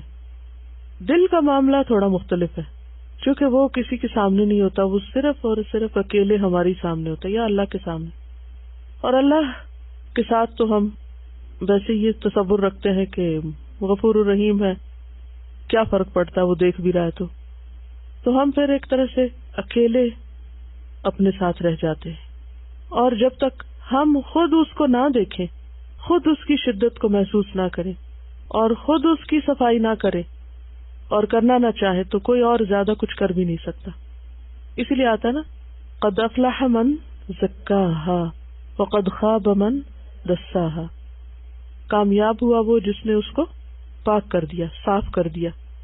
تو جیسے انہوں نے بات کی کہ اصل کرنے کا کام کیا ہے کہ ان چیزوں کی صفائی کریں اور ان کو باہر نکالیں، اور انہیں دبائیں نہیں، اگنور نہیں کریں، ان کو ایڈمٹ کریں، اپنے ساتھ سچے بنے، اور جو ہے اس کو مان جائے کہ یہ ہے اندر بیماری، اور پھر ساری کوشش کس پہ لگے، اس کو صاف کرنے اور نکالنے پر. اور یہ پھر جیسے پہلے بھی میں نے عرض کیا تھا کہ ایک دفعہ کا کام نہیں ہے، یہ ایک مستقل کلیننگ کا عمل ہے، تو زندگی بھر جاری رہے تو ہی بات بنتی ہے. کبھی ایسا نہیں ہوتا کہ ایک دفعہ آپ نے قرآن پڑھ لیا یا ایک دفعہ آپ نے کوئی حدیث سن لی اور آپ کی اصلاح ہو گئی. ایک دفعہ نہائیں گے، اگلے دن پھر نہانے کی ضرورت پیش آئے گی. یہ مطالعہ حدیث کتاب ہے، آپ سب کے پاس بھی ہوگی، مولانا وحید الدین کی. اس میں سے ایک پیسج ہے قاتل انسانیت. یہ کتنا اچھا ٹائٹل انہوں نے دیا کہ یہ حسد کے بارے میں ہے کہ یہ کیا ہے، دراصل انسانیت کا قاتل. حدیث میں آیا ہے کہ پیغمبر اسلام صلی اللہ علیہ وسلم نے فرمایا ایاکم والحسد فإن الحسد یأکل الحسنات کما تأکل النار الحطب، تم حسد سے بچو کیونکہ حسد اسی طرح نیکیوں کو کھا جاتا ہے جس طرح آگ لکڑی کو کھا جاتی ہے۔ اسی طرح حدیث میں آیا کہ آپ نے فرمایا لا یجتمعان فی قلب عبد الایمان والحسد، کسی بندے کے دل میں ایمان اور حسد جمع نہیں ہو سکتے۔ حسد قاتل ایمان اور قاتل انسانیت ہے۔ حسد کا نقصان یہ ہے کہ وہ آدمی سے اعلیٰ ایمانی کیفیات کو چھین لیتا ہے، ایمان کا دشمن۔ حسد اس میں رکاوٹ بن جاتا ہے کہ آدمی کے سینے میں وہ دینی جذبات پرورش پائیں جو اس کو اللہ کے قریب کرنے والے ہیں اور جس کا انعام اس کو جنت کی صورت میں ملے گا۔ یعنی کس طرح دشمن ہے ہمارا کہ ہمیں اللہ کے قرب سے روک دیتا ہے۔ کیوں؟ کیونکہ ہمارا سارا دھیان کس پہ لگ جاتا ہے، ساری انرجی کہاں صرف ہونے لگتی ہے، توجہ کدھر کو لگ جاتی ہے، اس خاص موضوع کو یا اس شخص کو، اس کے بارے میں یا اس کام کے بارے میں ہم زیادہ سوچنے لگتے ہیں۔ ہم نماز پڑھ رہے ہیں تو بھی ہمارا حال کیا ہوتا ہے، وہی چیز دل پہ چھائی ہوئی ہے، کوئی اور کام کر رہے ہیں، یعنی چین اٹھا ہوا ہے، اور وہ جو اللہ کے ساتھ ایک خوبصورت تعلق ہوتا ہے اور وہ جو ایمان کی حلاوت اور لذت ہوتی ہے، سب سے پہلے انسان اس سے محروم ہوتا ہے۔ موجودہ دنیا میں ایسا ہوتا ہے کہ کبھی ایک شخص بظاہر بڑا ہو جاتا ہے اور دوسرا شخص بظاہر چھوٹا۔ بظاہر کا لفظ انہوں نے کیوں استعمال کیا؟ کہ لوگوں کو نظر آتا ہے، حالانکہ اصل بڑا کون ہے؟ جو اللہ کے ہاں بڑا ہے۔ یہ امتحان کے لیے ہوتا ہے، وہ اس لیے ہے کہ اس فرق کو خدائی فیصلہ سمجھ کر اسے قبول کر لیا جائے، یعنی جو بڑا ہو گیا ہے اس کی بڑائی کو مان لیا جائے۔ مگر جب آدمی بڑے کی بڑائی کا اعتراف نہ کرے اور اس کو چھوٹا کرنے کی کوشش میں مصروف ہو جائے تو گویا وہ خدا کے فیصلے کو بدلنا چاہتا ہے، اور جو خدا کا فیصلہ بدلنا چاہے کیا وہ خدا کے قریب ہو سکتا؟ ایسا آدمی خدا کی قربت کی لذتوں سے محروم رہے گا۔ حقوق العباد کے سلسلے میں سب سے بڑی نیکی یہ ہے کہ آدمی کے دل میں دوسرے انسانوں کے لیے شفقت اور ہمدردی کا جذبہ ہو۔ حقوق العباد میں سب سے اعلیٰ نیکی کیا ہے؟ ایمان کا بھی یہ تقاضا ہے نا کہ انسان مومن ہی نہیں ہو سکتا جب تک دوسرے کے لیے وہ نہ چاہے جو اپنے لیے چاہتا ہے۔ مگر حسد آدمی کے اندر سے انسانی ہمدردی کا جذبہ ختم کر دیتا ہے۔ کل مجھے کسی نے ایک میل بھیجی جس میں ایک اچھے اسپیکر کے لیے کیا کیا چیزیں ضروری ہیں، اس موضوع پہ بہت کچھ لکھا ہوا، کتابیں بھی ہیں اور آرٹیکلز بھی ہیں اور ورک شاپس بھی ہوتے ہیں کہ how to become a good speaker. تو میں تھوڑی دیر کے لیے سوچنے لگی کہ میں نے تو کبھی کسی ایسی چیز سے کوئی فائدہ نہیں اٹھایا، مجھے کبھی موقع نہیں ملا کہ میں کوئی ایسی ٹریننگ لوں، کوئی ایسی ورک شاپ کروں، یعنی اپنے سیکھنے کے لیے یا کچھ۔ لیکن ہاں ایک ضرور بات ہے کہ میں اللہ کے فضل سے تھوڑا یا زیادہ لوگوں کو بات سمجھانے کے قابل ہوئی۔ یہ کسی فخر اور غرور کے طور پر نہیں، لیکن ایک فیلنگ ہے کہ میں کنوے کر لیتی ہوں۔ تو میں پھر انالائز کرنے لگی کہ میرے اندر یہ چیز کیسے آئی، کیسے ڈیولپ ہوئی۔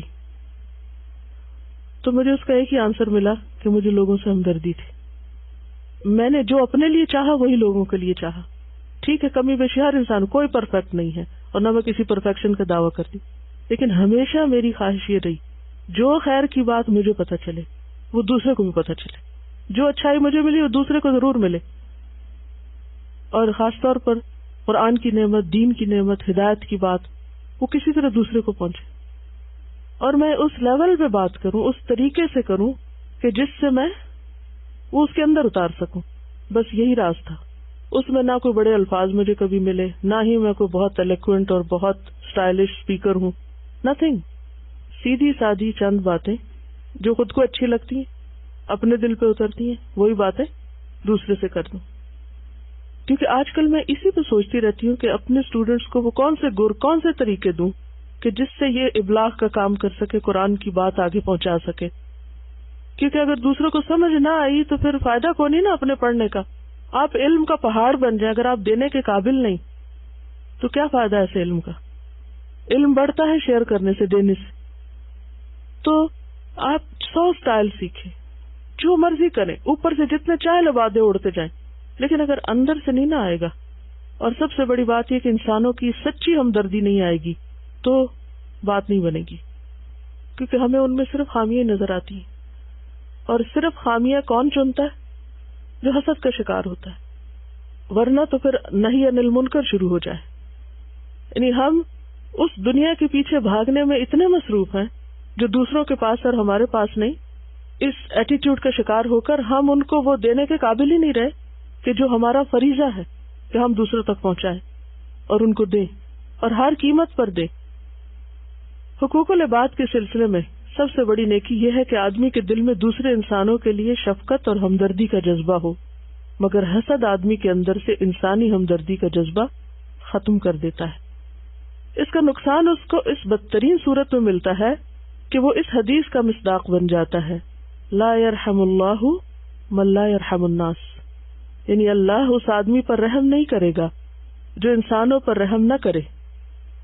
قرآن میں تقوی کی علامت یہ بتائی گئی ہے کہ کسی سے دشمنی ہو تب بھی آدمی اس کے بارے میں عدل اور انصاف کی بات کہے، مگر جس آدمی کے دل میں کسی کے خلاف حسد اور جلن ہو اس کے بارے میں انصاف کی بات کہنا اس کے لیے مشکل ہو جائے گا. جس سے حسد کر رہا ہو انسان، اس کے لیے انصاف نہیں کچھ دل سے نکلتا. حسد کا جذبہ اس کو مجبور کرے گا کہ وہ اپنے محسود کے بارے میں وہ بات کہے جس میں اس کے دل کو تسکین ملتی ہو، نہ کہ وہ بات جو بحیثیت واقع درست ہو. اس طرح حسد آدمی کو خدا کی نظر میں ظلم اور بے انصافی کا مجرم بنا دے گا.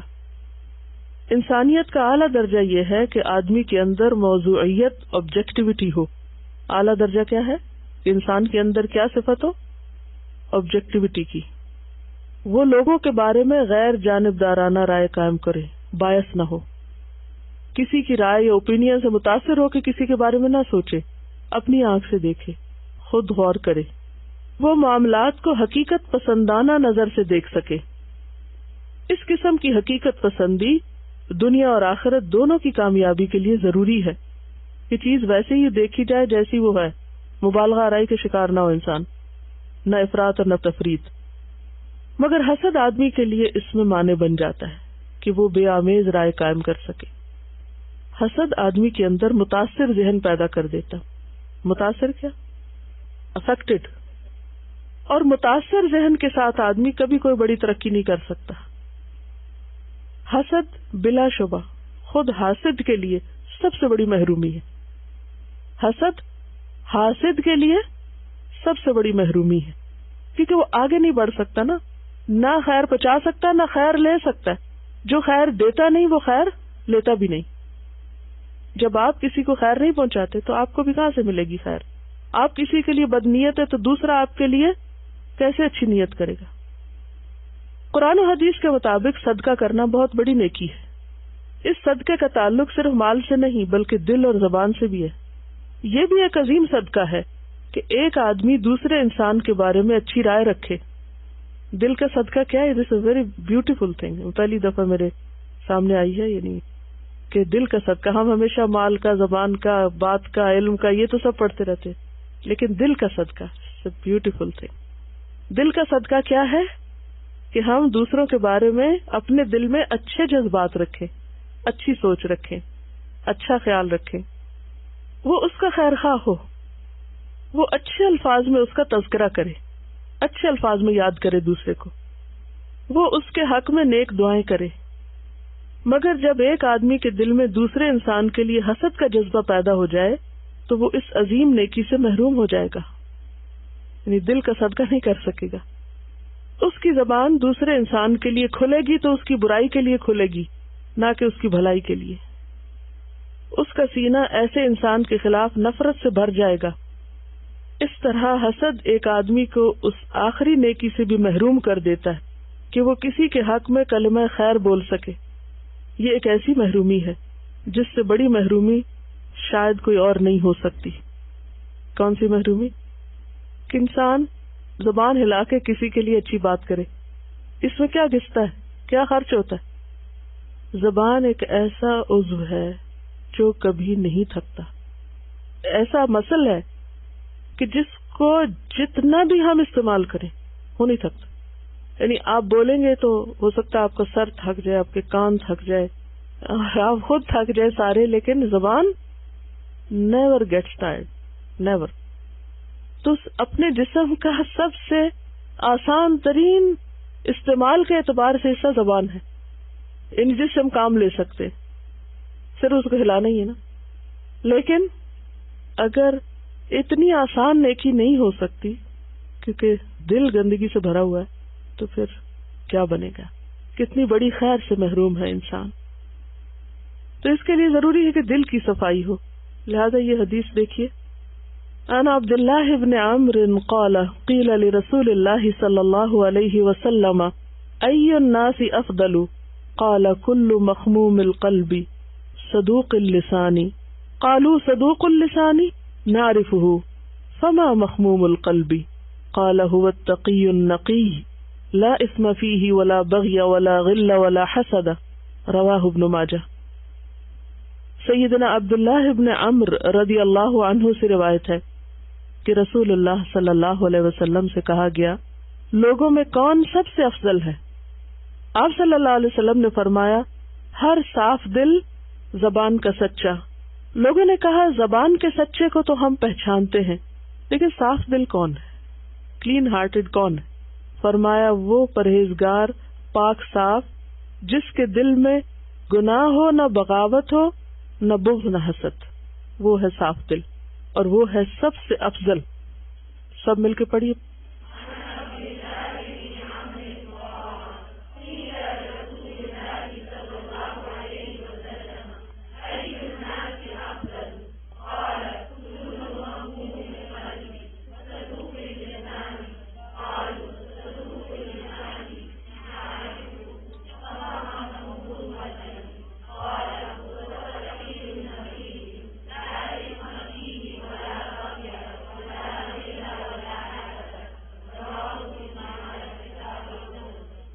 لفظی ترجمہ دیکھیے. عبداللہ ابن عمر، یہ یاد رکھیے کہ عمر نہیں ہے، عمر ہے. عمر پڑھنے کے لیے واو ساکن آتی ہے عمر کے آگے، ٹھیک ہے. بعض لوگ اس کو عمرو پڑھتے ہیں یا امرو پڑھتے ہیں، تو یہ عمر ہے. قال، کہا، قیل لرسول اللہ، کہا گیا رسول اللہ صلی اللہ علیہ وسلم سے، ای الناس، کون سا لوگوں میں سے، انسانوں میں سے، افضل، افضل ہے فضیلت کے اعتبار سے، کس کی فضیلت سب سے زیادہ ہے؟ قال، فرمایا، کل مخموم القلب، ہر مخموم القلب. مخموم کا لفظ ہے خے میم میم سے ہے. خمہ کا معنی ہوتا ہے جھاڑو دینا، جھاڑو دینا. خمامہ کہتے ہیں کوڑا کرکٹ کو، کیونکہ جھاڑو دینے سے کیا ہوتا ہے؟ کوڑا کرکٹ اکٹھا ہو جاتا ہے. اور خم کہتے ہیں خالی باغ کو. تو مخموم القلب وہ شخص جس کے دل پہ جھاڑو پھرا ہوا ہو اور خالی ہو ہر حسد، کینے اور دوسروں کی نفرت اور بدگمانی اور ان ساری چیزوں سے، صاف ستھرا روشن دل، پرسکون، مطمئن. کل مخموم القلب. اب اردو میں مخموم کا ترجمہ ہم نے کیا کیا؟ صاف دل. اب جو لوگ صرف اردو یا انگریزی ترجمہ پڑھیں وہ حدیث کا معنی جان سکتے کیا کہہ رہی ہے حدیث؟ صدوق اللسان. صدوق اور صادق میں کیا فرق ہے؟ فعول کا وزن کس کا ہوتا ہے؟ مبالغے کا. بہت زیادہ سچا زبان کا. قالوا صدوق اللسان نعرفہ. صدوق اللسان یعنی سچی زبان والے کو ہم جانتے ہیں، پہچانتے ہیں کہ اس کا معنی کیا ہے. فما مخموم القلب، تو صاف دل کون ہوتا ہے؟ قال، فرمایا، ہوا وہ التقی، متقی، تقوی والا، تقی. کیونکہ تقوی کا بھی مقام کہاں ہے، گھر کہاں ہے؟ دل میں. النقی، نقی کا لفظ ہے صاف ستھرے ہونے سے ہے. منقى لفظ پڑھا کبھی؟ ينقى الثوب الابيض من الدنس، یہ ہے نقہ، نقا ینقو سے. نقا ینقو کا معنی تو ہڈی سے گودا نکالنا، اور جب نکل آتا ہے تو ہڈی کیسے ہو جاتی؟ صاف ستھری ہو جاتی ہے نا. اور نقی ینقا کا معنی ہے صاف ستھرا ہونا، خوبصورت ہونا، خالص ہونا. تینوں معنی لکھیے. نقی میں صاف ستھرا، خوبصورت، خالص ہونا. اور نقیٌ صفت ہے. اور نقا کا معنی اور انقا کا معنی ہے غلے کا کوڑا کرکٹ نکالنا. غلہ جیسے دال چاول کبھی چنے ہوں گے آپ نے، تو اس میں سے چاول کیسے چنتے ہیں؟ اس کو بالکل کھول کھول کے دیکھتے جاتے ہیں، اگر کوئی ایک بھی اس میں کالا دانا ہے یا کوئی چیز بھی جو اینٹی رائس ہے وہ اس کو باہر نکال دیتے ہیں اور بالکل صاف ستھرے ہو جاتے ہیں. اور اس کے لیے آپ نے دیکھا ہوگا کہ وہ صرف ایک دفعہ نہیں کرتے، بلکہ پھر کیا کرتے، جب سارے ہو جاتے پھر دوبارہ سے ہاتھ پھیر پھیر کے دیکھتے رہتے کہ کوئی چھپ تو نہیں گیا تھا کہیں. چاولوں کے لیے تو ہم اتنے کانشیس ہوتے ہیں کہ کہیں چھپ کے کوئی روڑی وغیرہ نہ رہ گئی ہو، کیونکہ پھر وہ منہ میں آئے گی اور بدمزہ کرے گی. لیکن دل کے معاملے میں پرت کھول کھول کے نہیں دیکھتے، چھپی رہ ہی نہیں سکتی نا. لا تخفى منکم خافیہ وحصل ما فی الصدور. اصل میں جب آپ ڈکشنری دیکھتے ہیں نا تو اس کا فائدہ کیا ہوتا ہے، اس سے ملتے جلتے بہت سارے لفظ جب آپ دیکھتے ہیں تو اس کا ایسا لطف آتا ہے کہ آپ کا دماغ روشن ہو جاتا ہے، کیونکہ اس میں مختلف طرح کی ہڈی سے اور پتھر سے اور معلوم نہیں کوڑا کرکٹ کس کس سے یہ ساری مثالیں دے کر بات کی گئی ہے. تو اس سے یہ پھر آپ عام روزمرہ زندگی سے جب اس کو ریلیٹ کرتے ہیں تو آپ کی سوچ میں وسعت پیدا ہوتی ہے، اور جس طرح بات سمجھ آتی ہے وہ عام حالات میں نہیں آتی صرف ایک ترجمہ پڑھنے سے. تو دل کا تقی ہونا اور نقی ہونا، یعنی اس کی ساری پرتوں سے میل کچیل اور چھوٹے چھوٹے ناپسندیدہ چیزیں، ذرات اور ڈسٹ اور ہر چیز ہٹا کے بالکل شفاف کر دینا. لا غل فیہ، نہ اس میں کوئی غل ہے یعنی بغض ہے. لا تجل فی قلوبنا غلا للذین آمنوا ولا حسد، اور نہ ہی کسی قسم کا کوئی حسد ہے. گویا دل تقی اور نقی ہو نہیں سکتا جب تک کہ اس سے کیا نہ نکال دیا جائے، غل اور حسد. صاف چیز کوئی بھی ہو، کوئی بھی چیز صاف ہو، اس کی اپنی ایک تاثیر ہوتی ہے، اس کا اپنا ایک حسن ہے. اور میلی چیز کوئی بھی ہو، خواہ وہ کتنی قیمتی کیوں نہ ہو، صاف چیز اگر سستی سے سستی بھی ہو، سستے سے سستا کپڑا، کوئی فرنیچر، کراکری، کتابیں، کوئی بھی چیز جب وہ صاف ہوتی ہے تو اس کا اثر کچھ اور ہوتا ہے. اور قیمتی سے قیمتی پتھر یا زیور یا کوئی مٹیریل اگر میلا ہو تو وہ دل کو نہیں بھاتا. تو اسی طرح ایک انسان دنیاوی اعتبار سے کتنے بھی بڑے رتبے پر فائز ہو، بڑی اس کی عزت ہو، بڑی شان ہو، بڑا مقام ہو، لیکن دل حسد سے بھرا ہوا ہے، لوگوں کی نفرتوں سے بھرا ہوا ہے، تو کوئی قیمت نہیں اس کی. اللہ کے ہاں اس کا کوئی مقام نہیں، کوئی فضیلت نہیں. ایک معمولی شخص ہے، بہت پڑھا لکھا نہیں ہے، کچھ نہیں ہے، لیکن دل کا صاف ہے، وہ لوگوں کا بھی محبوب ہوگا اور اللہ کا بھی محبوب. یہ انہوں نے تعمیر حیات مولانا وحید الدین کی کتاب سے بدخواہی نہیں کا چیپٹر بھیجا ہے. اس میں لکھا ہے، کوئی بھی شخص اتنا طاقتور نہیں کہ وہ اپنا برا کیے بغیر دوسرے کا برا کر سکے. کوئی بھی شخص اتنا طاقتور نہیں کہ اپنا برا کیے بغیر کسی کا برا کرے.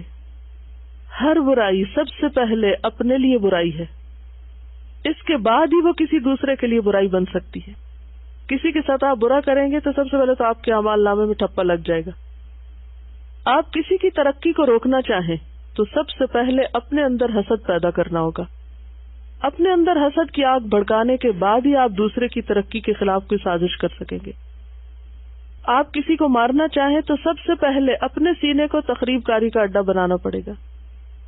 اس کے بعد ہی آپ کسی کو اپنے تخریبی منصوبے کا نشانہ بنا سکتے ہیں.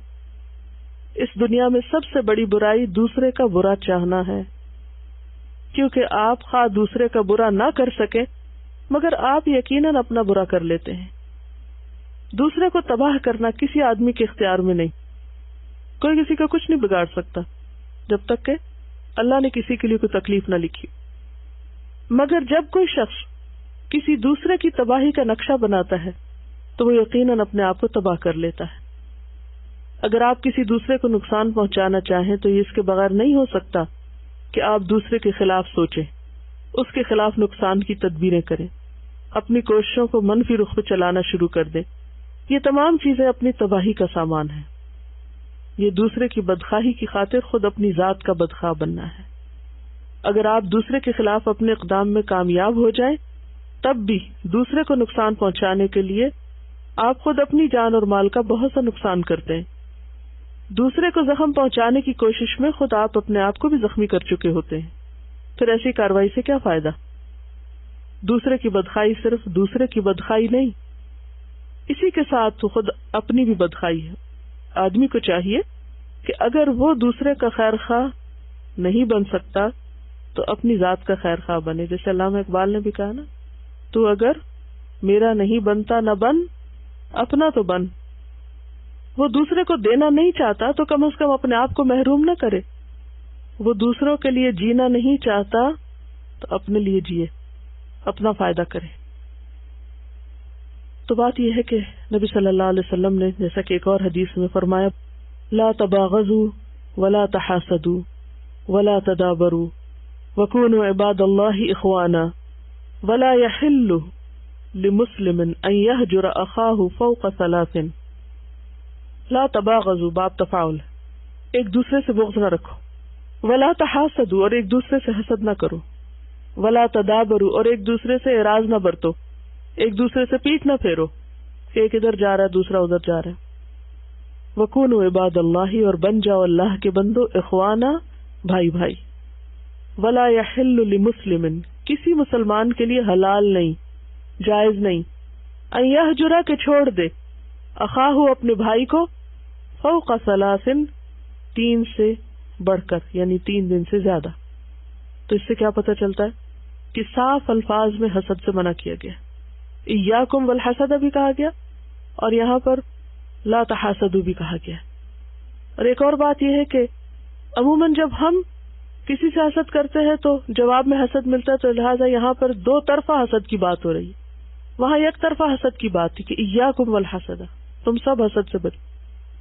اور یہاں کیا آپس میں ایک دوسرے سے نہ کریں. ہر وقت کا ایک ہڈن کمپٹیشن اور ایک مقابلہ بازی اور ایک دوسرے کو لیٹ ڈاؤن کرنا اور ایک دوسرے سے قطع تعلقی کرنا، یہ ناپسندیدہ ہے.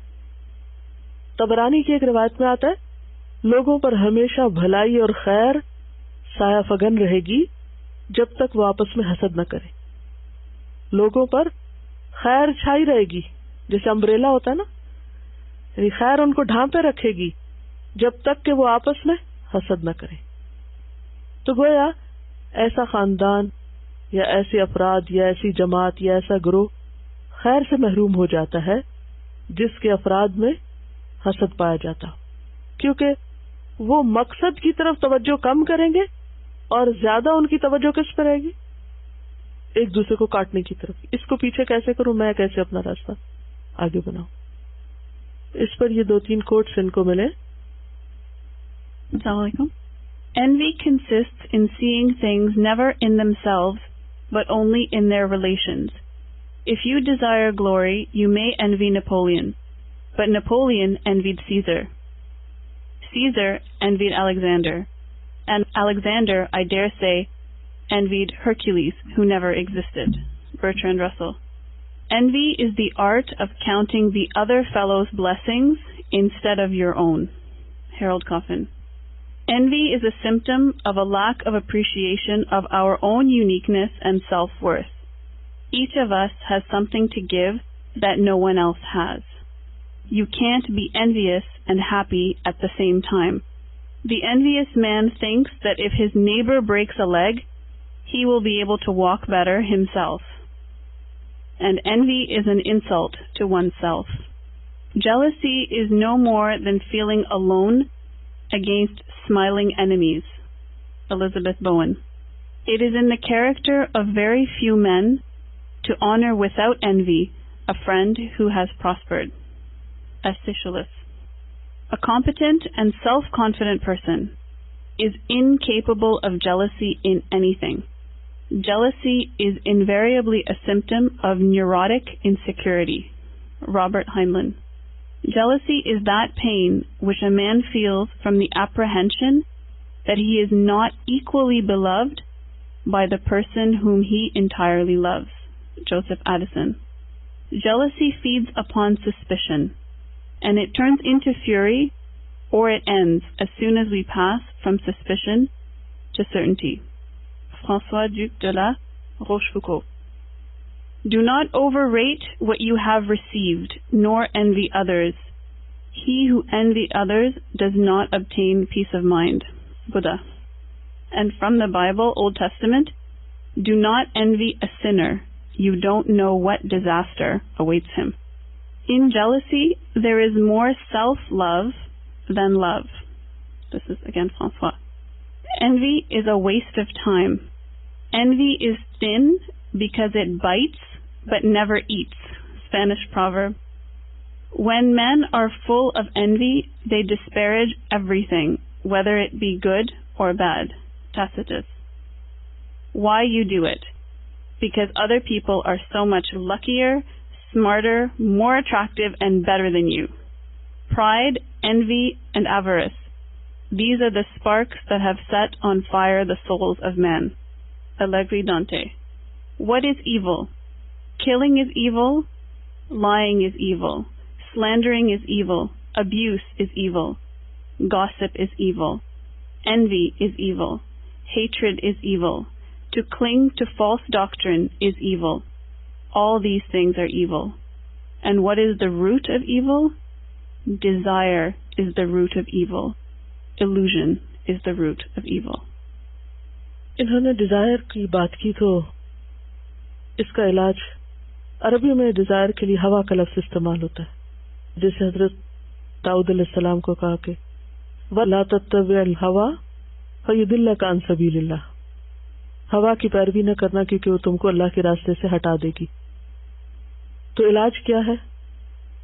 ہدا، واو اور دال کا فرق ہے، اللہ کی گائیڈنس، کہ جتنی بھی ایسی ڈیزائرز ہیں ان کو چینلائز کرنے کے لیے ضروری ہے کہ ہمارے پاس اللہ کی طرف سے آئی ہوئی ہدایت ہو، کیونکہ اللہ نے بنایا نا، وہ جانتا ہے ہمارے اندر کیا کیا خرابیاں بھری ہوئی، تو جو علاج وہ کر سکتا ہے وہ کوئی اور نہیں کر سکتا۔ تو جب مرض ڈائگنوز ہو گیا ہے اور یہ بھی پتہ چل گیا کہ اس کے بہت سارے نقصان ہیں، تو پھر ہماری توجہ کس پہ ہونی چاہیے؟ علاج پہ۔ علاج ضروری ہے، کیونکہ اگر علاج نہ کیا تو کہیں ایسا نہ ہو کہ ہم کسی کے خلاف کوئی ظلم کر جائیں، کسی کو اس کے حق سے محروم نہ کر دیں، اور ظلم قیامت کے دن پھر کس شکل میں ہوگا؟ اندھیروں کی شکل میں۔ اور جب انسان کسی پہ ظلم ڈھاتا ہے، کسی کا نقصان کرتا ہے، تو نتیجہ کیا نکلتا ہے؟ دراصل اپنی عاقبت خراب کرتا ہے۔ اور صرف وہ کسی ایک انسان پہ ظلم نہیں ہوتا، بلکہ کس پہ ہوتا ہے؟ اس کے ذریعے بہت سو پہ ہو جاتا ہے۔ مثلا ایک شخص کسی چیز کے قابل ہے، اہل ہے، آپ اس کو محروم کر کے اس کا حق چھین کر کسی نااہل کو وہ دے دیتے ہیں۔ کیا آپ نے صرف ایک شخص پہ ظلم کیا؟ کس پہ کیا؟ اور سب پہ کیا جو اس نااہل شخص کی نااہلیت سے متاثر ہوں گے۔ اور ویسے بھی یہ ہے کہ امراض قلب میں سے ہے، اور امراض قلب تو سوائے ہلاکت کی اور کسی چیز میں اضافہ نہیں کرتی اگر انسان ان کا علاج نہ سوچے۔ تو آپ پھر انہی اسباب پہ جائیے جو شروع میں ہم نے دیکھے تھے کہ کیا چیزیں حسد پیدا کرتی ہیں۔ دنیا کی محبت، حب الرئاسہ، حب جاہ، اور عزت کی محبت، شح، حرص، دنیا کی محبت، خود پسندی، عداوت، نفرت، معاشرت، یعنی ایک فیلڈ میں ہوتے ہوئے ایک دوسرے کے ساتھ جیلسی رکھنا بلا وجہ۔ تو ایسی صورت میں جہاں بھی معاملہ درپیش ہو وہیں پر روک کر اس کی وجہ خود سے خود پوچھے، کیونکہ اپنے آپ کا حساب خود کرنا ہے کہ میں ایسا کیوں کر رہی ہوں، مرض کیا ہے، میں کیا چاہتی ہوں۔ کیونکہ یہ نہیں ہوتا کہ پھر حسد دل میں رہے، وہ کسی نہ کسی طرح عمل کا حصہ بن جاتا ہے۔ تو اپنے غلط اعمال کی طرف نظر ہو اور اس کی روٹ معلوم کر کے تو پھر آپ کیا کریں گے؟ نیچے سے جڑ کاٹیں گے، اپنی اس خاص خرابی کا علاج کریں گے۔ اور بعض اوقات یہ ساری چیزوں کا مجموعہ نفس کی خرابی کی شکل میں، خبث نفس جس کو کہتے ہیں، بگڑا ہوا نفس۔ تو بگڑے ہوئے نفس کی اصلاح ضروری ہے۔ بعض اوقات صرف کوئی ایک ریزن نہیں ہوتی، کئی ایک ہوتی ہیں، تو اس کے لیے توبہ استغفار بھی ضروری ہے، قرآن سے تعلق بھی ضروری ہے، اور سب سے زیادہ موت اور اس کے بعد کا ذکر۔ حسد کا علاج اسی میں ہے۔ انسان اگر کسی کی نعمت پر جلن کا شکار ہو رہا ہے تو سوچے کہ اس نے بھی چلے جانا ہے اور میں نے بھی چلے جانا ہے، موت کو یاد کرے. موت کی یاد ایسی چیز ہے کہ جو انسان کو بہت سی خرابیوں سے نجات دیتی. جیسے موت فزیکلی انسان کو اس دنیا سے لا تعلق کر دے گی, کاٹ دے گی اس سے ہمارا سارا تعلق, تو بالکل اسی طرح موت کا ذکر بھی بہت سی علتوں اور علائشوں سے انسان کو کاٹ دیتا ہے. حرص کا علاج, ہوس کا علاج, ڈیزائرز کا علاج موت کی یاد ہے. جب تک ہمیں وہ بھولی بھی ہوتی ہے ہم سمجھتے ہیں ہم نے ہمیشہ یہاں رہنا ہے, لہذا جو جس کے پاس ہے خیر کھینچ لو اس سے اور اپنے لیے ساری کر لو. کتنے دن رکھو گے اپنے پاس؟ سب کچھ مل بھی جائے تو کہاں تک استعمال کرو گے کوئی بھی چیز جو ہو؟ ابو الدرداء ایک صحابی ہے, وہ کہتے ہیں ما اکثر عبد ذکر الموت الا قل فرحه وقل حسده. جتنا زیادہ انسان موت کو یاد کرے گا اتنا اس کا حسد کم ہوگا. وہ براہ راست موت کے ذکر کو حسد کا علاج بتاتے. اقل فرحہ کا بھی معنی کیا ہے کہ دنیا کی چیزیں پا کر جو ایک خوشی ہوتی ہے اور ایک بہت ایروگنس آنے لگتی ہے, اس کا بھی علاج یہی ہے. کسی بھی چیز کو پا کے میں جو بہت اکڑ رہا ہوں وہ کتنے دن میرے پاس ہوگی, آخر تو چھوڑنا ہے نا اس کو. چند دن کے مزے کی خاطر ہمیشہ کی آخرت برباد کی جائے. تو فیئر اور عدل اور انصاف کے ساتھ ہی اللہ کی نعمتوں کے حصول کی کوشش ہو, کسی کا حق مار کے نہیں. اور پھر یہ یاد رکھے کہ اللہ کی شدید ناراضگی کا سبب ہے, کیونکہ معاویہ کہتے ہیں کل الناس اقدر علی رضاہ الا حاسد نعمت فانہ لا یرضیہ الا زوالها. اللہ کی رضامندی کے خلاف جاتا ہے حسد, کیونکہ اللہ کے فیصلے پر راضی نہیں. تو جو اللہ پہ راضی نہ ہو, اللہ کے فیصلوں پہ راضی نہ ہو, کیا اللہ اس پہ راضی ہو سکتا؟ حسد اللہ کی شدید ناراضگی کا سبب ہے, کیونکہ حاسد اللہ کے فیصلے کو بدلنا چاہتا ہے جو اللہ نے کسی پر نعمت کر کے کر دیا. تو یہ بات یاد رکھی جائے کہ ایسا کرنا اللہ کی ناراضگی کا سبب ہے, اور اللہ کے ناراضگی کے ساتھ اگر میں دنیا سے گیا تو ہاتھ کچھ نہیں آئے گا. وَلَا تَتَمَنَّوْا مَا فَضَّلَ اللَّهُ بِهِ بَعْضَكُمْ عَلَى بَعْضٍ. اس چیز کی تمنا نہ کرو جو اللہ نے تم میں سے بعض کو بعض پر فضیلت دی ہے. کیا کرو؟ علاج کیا ہے؟ وَاسْأَلُوا اللَّهَ مِن فَضْلِهِ. اللہ سے اس کا فضل مانگو. تو دعا, اللہ سے دعا, اور اس کے ساتھ ساتھ موت کا ذکر, استغفار. تو انشاءاللہ ان تدبیروں سے اس بیماری سے نجات پائی جا سکتی. یہ نہیں ہو سکتا کہ کلی طور پر انسان بچ جائے, لیکن ساتھ ساتھ صفائی ہوتی رہے تو انسان کے لیے عافیت اور نجات کی راہ نکلتی رہے گی. اور کہیں بھی غافل ہوئے تو یہ ایسا وائرس ہے کہ جو ہلاکت تک پہنچا کے دم لے گا. تو بی کیئرفل. اس موضوع پر یہ جو باتیں ہوئی ہیں کم و بیش یہ اور کچھ مختلف لیکچر موجود ہے, حسد کی آگ, تو اس کو بھی بار بار سننے سے ریمائنڈر رہے گا انشاءاللہ. سبحانک اللہم و بحمدک نشہد ان لا الہ الا انت نستغفرک و نتوب الیک. السلام علیکم ورحمۃ اللہ وبرکاتہ. السلام علیکم ورحمۃ اللہ وبرکاتہ. نحمده ونصلی علی رسولہ الکریم, اما بعد فاعوذ باللہ من الشیطان الرجیم. بسم اللہ الرحمن الرحیم. رب اشرح لی صدری ویسر لی امری واحلل عقدۃ من لسانی یفقہوا قولی. حسد کے بارے میں مزید کچھ سوچا آپ نے؟ دین کے معاملے میں رشک تو جائز ہے مگر حسد نہیں, کیونکہ دو لوگوں پر رشک کا کہا گیا ہے.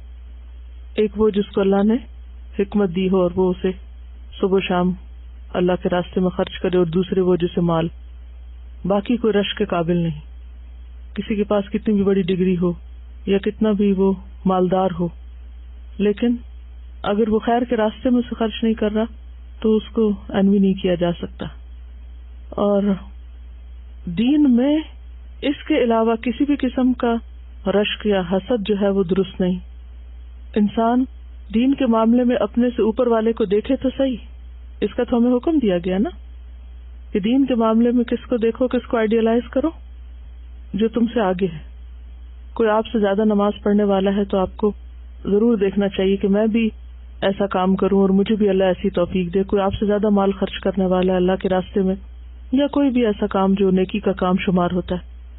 لیکن جب کوئی شخص بلا وجہ ایسے کسی شخص کی مخالفت شروع کر دے, یا اس کو بدنام کرنا شروع کر دے, یا اس کے خلاف طرح طرح کی باتیں بنانا شروع کر دے, جیسے نبی صلی اللہ علیہ وسلم کے ساتھ کیا گیا, تو یہ دراصل اللہ کے فیصلے کو قبول نہ کرنا ہے. یعنی یہ صرف دو لوگوں کا معاملہ نہیں رہتا, بلکہ خاندان بھی اس میں انوالو ہو جاتے ہیں. مائیں پھر بچوں کو ساتھ شامل کر لیتی ہیں, وہ آگے اوروں کو شریک کر لیتے ہیں, پھر وہ پھیلتی جاتی آگ. اسی لیے اس کا ٹاپک رکھا تھا حسد کی آگ, کیونکہ یہ آگ پھیلتی ہے اور تباہ کن ہوتی ہے. آگ اپنے مزاج میں ہی ایسی ہے نا, کیونکہ اگر اس کو بند کریں تو کیا ہوتا ہے, بجھ جاتی. آگ کا علاج یہی ہے. آگ پہ قابو کیسے پاتے ہیں, آگ کو کیسے کنٹرول کیا جاتا ہے؟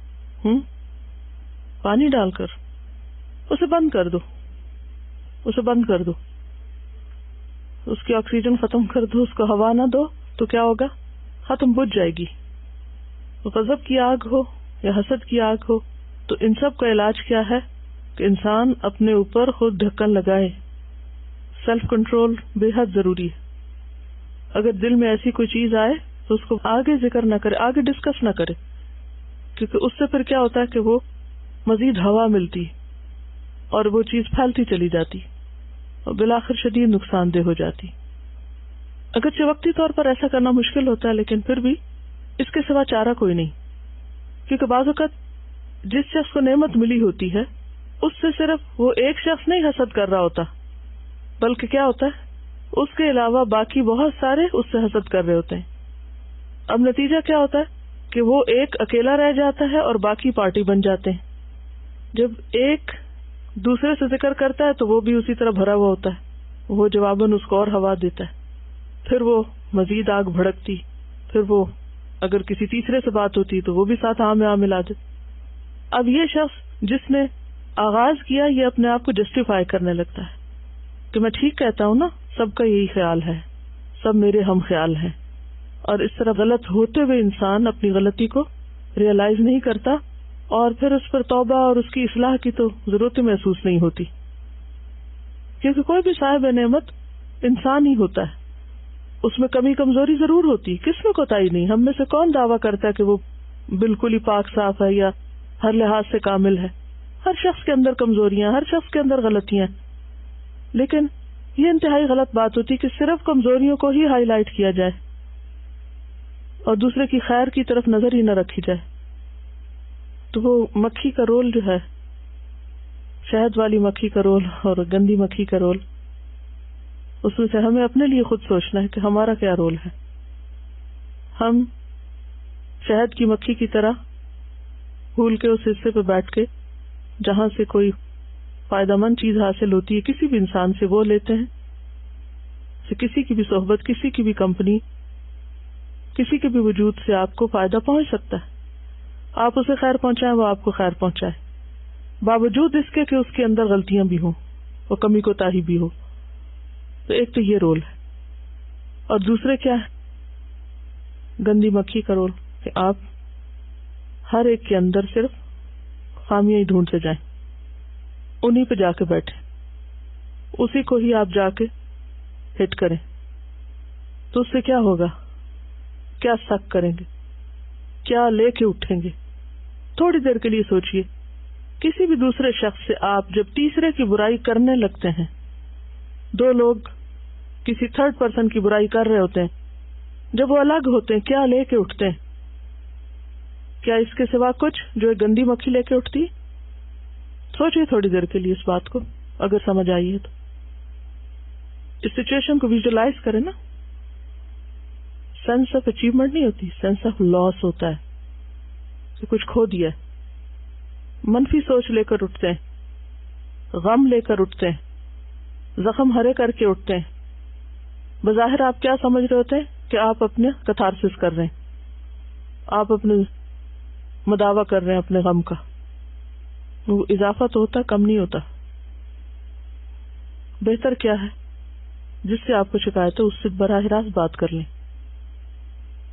شہد کی مکھی جو ہے وہ کڑوے پھولوں پہ نہیں بیٹھتی, مضر چیزوں پہ نہیں بیٹھتی. اور اگر وہ بیٹھ جائے تو اس کے ساتھ کیا ہوتا ہے؟ اس کو چھتے میں لوٹنے نہیں دیا جاتا، مار دیا جاتا باہر ہی.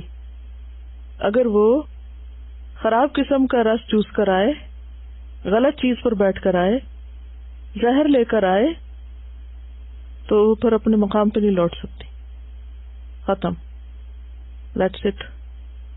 تو اسی طرح ایسے لوگ جو صرف شر اور فساد ہی کرتے رہے وہ جنت میں نہیں لوٹ سکتے. وہ گھر ہے نا اصل واپس جانے کا، وہیں سے آئے وہیں جانا ہے.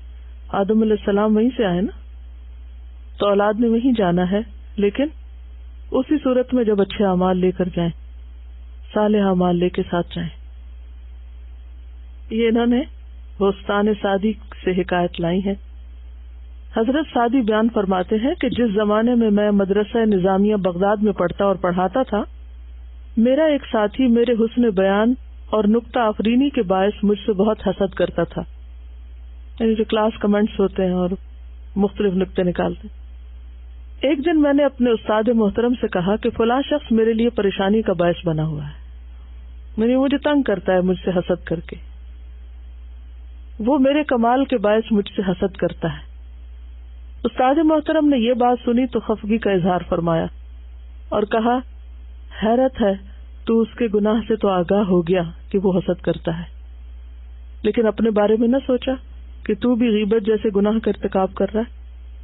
اگر اس حاسد نے دوزخ میں اپنا ٹھکانہ بنایا ہے تو دوسرے راستے سے تو بھی وہیں پہنچ رہا ہے. تجھے پسند نہ آئی حسد کی خو، لیکن کبھی خود اپنے گناہوں کا بھی حساب کیا. دلیر کتنا ہے غیبت کے جرم پر ظالم، خود اپنی جان پہ کتنا بڑا عذاب کیا. قرآن کے الفاظ میں غیبت یعنی کسی کی برائی اس کی پیٹھ پیچھے کرنا اتنا بڑا گناہ ہے جیسے اپنے مردہ بھائی کا گوشت کھانا.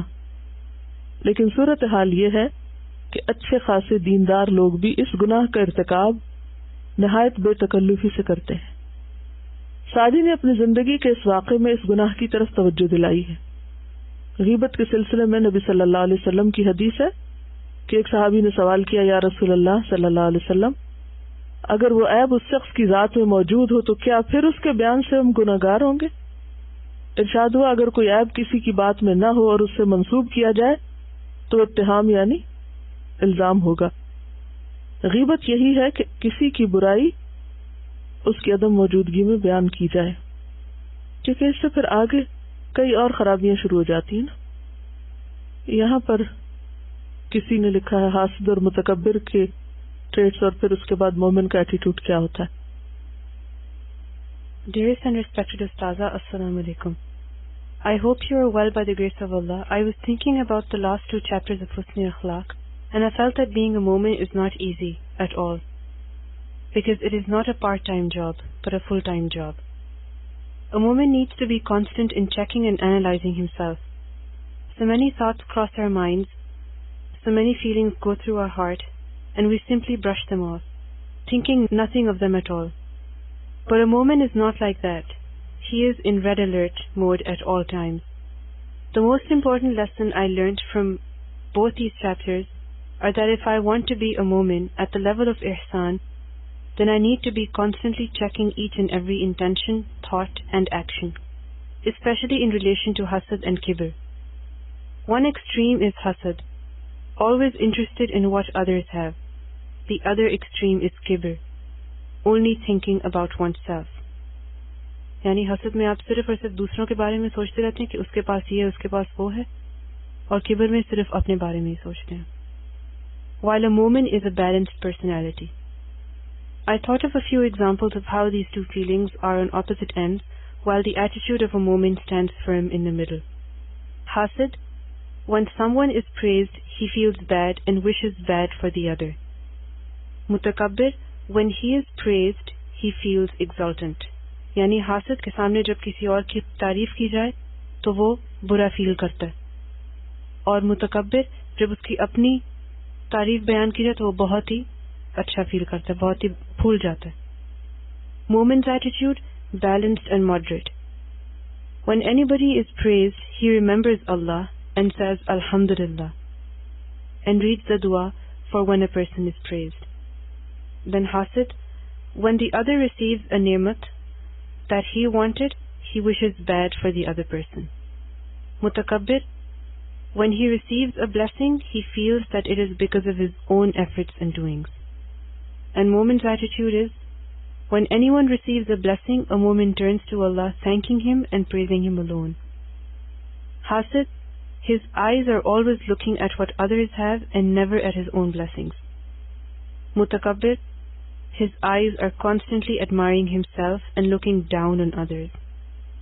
Mu'min's attitude, his eyes are looking up to those who are ahead of him in deen and strives to achieve that, while turning away from those who are higher than him in dunya, because that is not his aim. یہ جو بات ہے نا کہ ہمیں ہر لمحہ اپنا check کرتے رہنا ہوگا.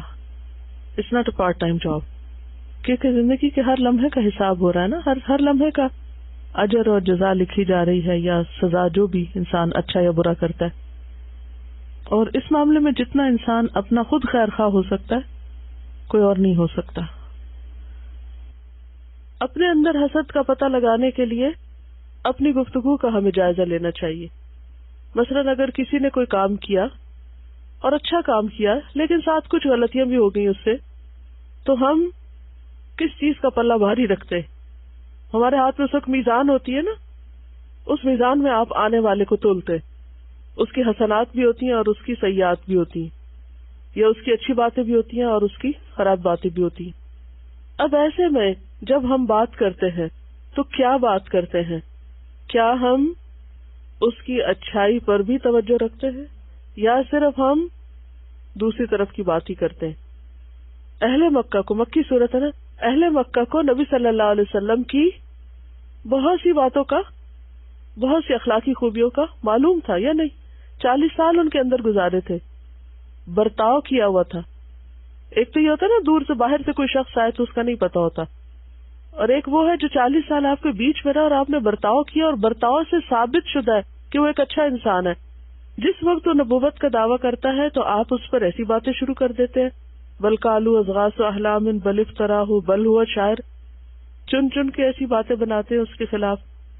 تو یہ میزان کے کس پلے میں آپ ڈال رہے ہیں، کیا ڈال رہے ہیں؟ اس سے پتہ چلتا ہے کہ یہ حسد پر مبنی باتیں ہوتی ہیں. یہ تو ان کا ذکر ہے، اس سے عبرت ہم کیا پکڑے؟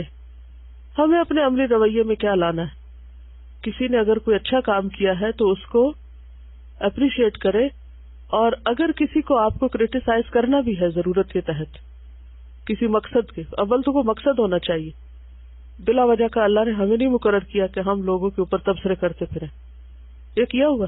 کوئی ڈیوٹی ملی ہوئی آپ کو کہ آپ لوگوں کے نقص چنا کریں، ملی ہے، اور وہ بھی اس کی پیٹھ پیچھے نہیں نہ ملی. ہماری کوئی ذمہ داری نہیں ہے. ہماری ذمہ داری کیا؟ امر بالمعروف نہی عن المنکر. اور وہ کیسے ہوتی ہے کہ سامنے بیٹھ کے بات کرو، جس میں جو غلطی ہے اس کو بتاؤ، اگر منہ پہ نہیں بول سکتے لکھ کر دے دو، کسی بھی طرح اصلاح کرو. یہ ہمیں کوئی ذمہ داری نہیں ملی کہ ہم کسی کی پیٹھ پیچھے بیٹھ کر اس کی غلطیوں کا ذکر فرمائیں. اگر کبھی ایسا ہونے لگے تو اپنے اندر جھانک کر دیکھے، کیا کہ کہیں میرے اندر کسی کی خوبی سے کوئی حسد کے جذبات تو نہیں آ گئے؟ کیونکہ وہ غیر محسوس طریقے سے انسان کے اندر ایک ایسی چیز پیدا ہو جاتی ہے کہ جس کو وہ خود بھی ریئلائز نہیں کر پاتا کہ میں کس جذبے سے بول رہا ہوں. تو یہ کچھ کرائیٹیریاز ہوتے ہیں، کچھ معیار ہوتے ہیں. اپنے اندر کے حسد کو دیکھنے کے لیے یہ ایک معیار ہے. کیا کہا ہے میں نے؟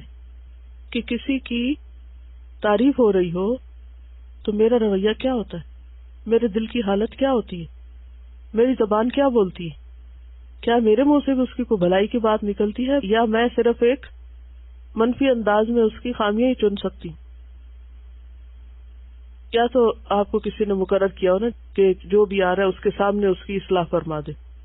یہ تو آپ کی ذمہ داری بن جاتی ہے کہ امانت داری سے مشورہ دے تاکہ دوسرا بہتر ہو جائے. یہ تو ایک اور جذبہ ہے.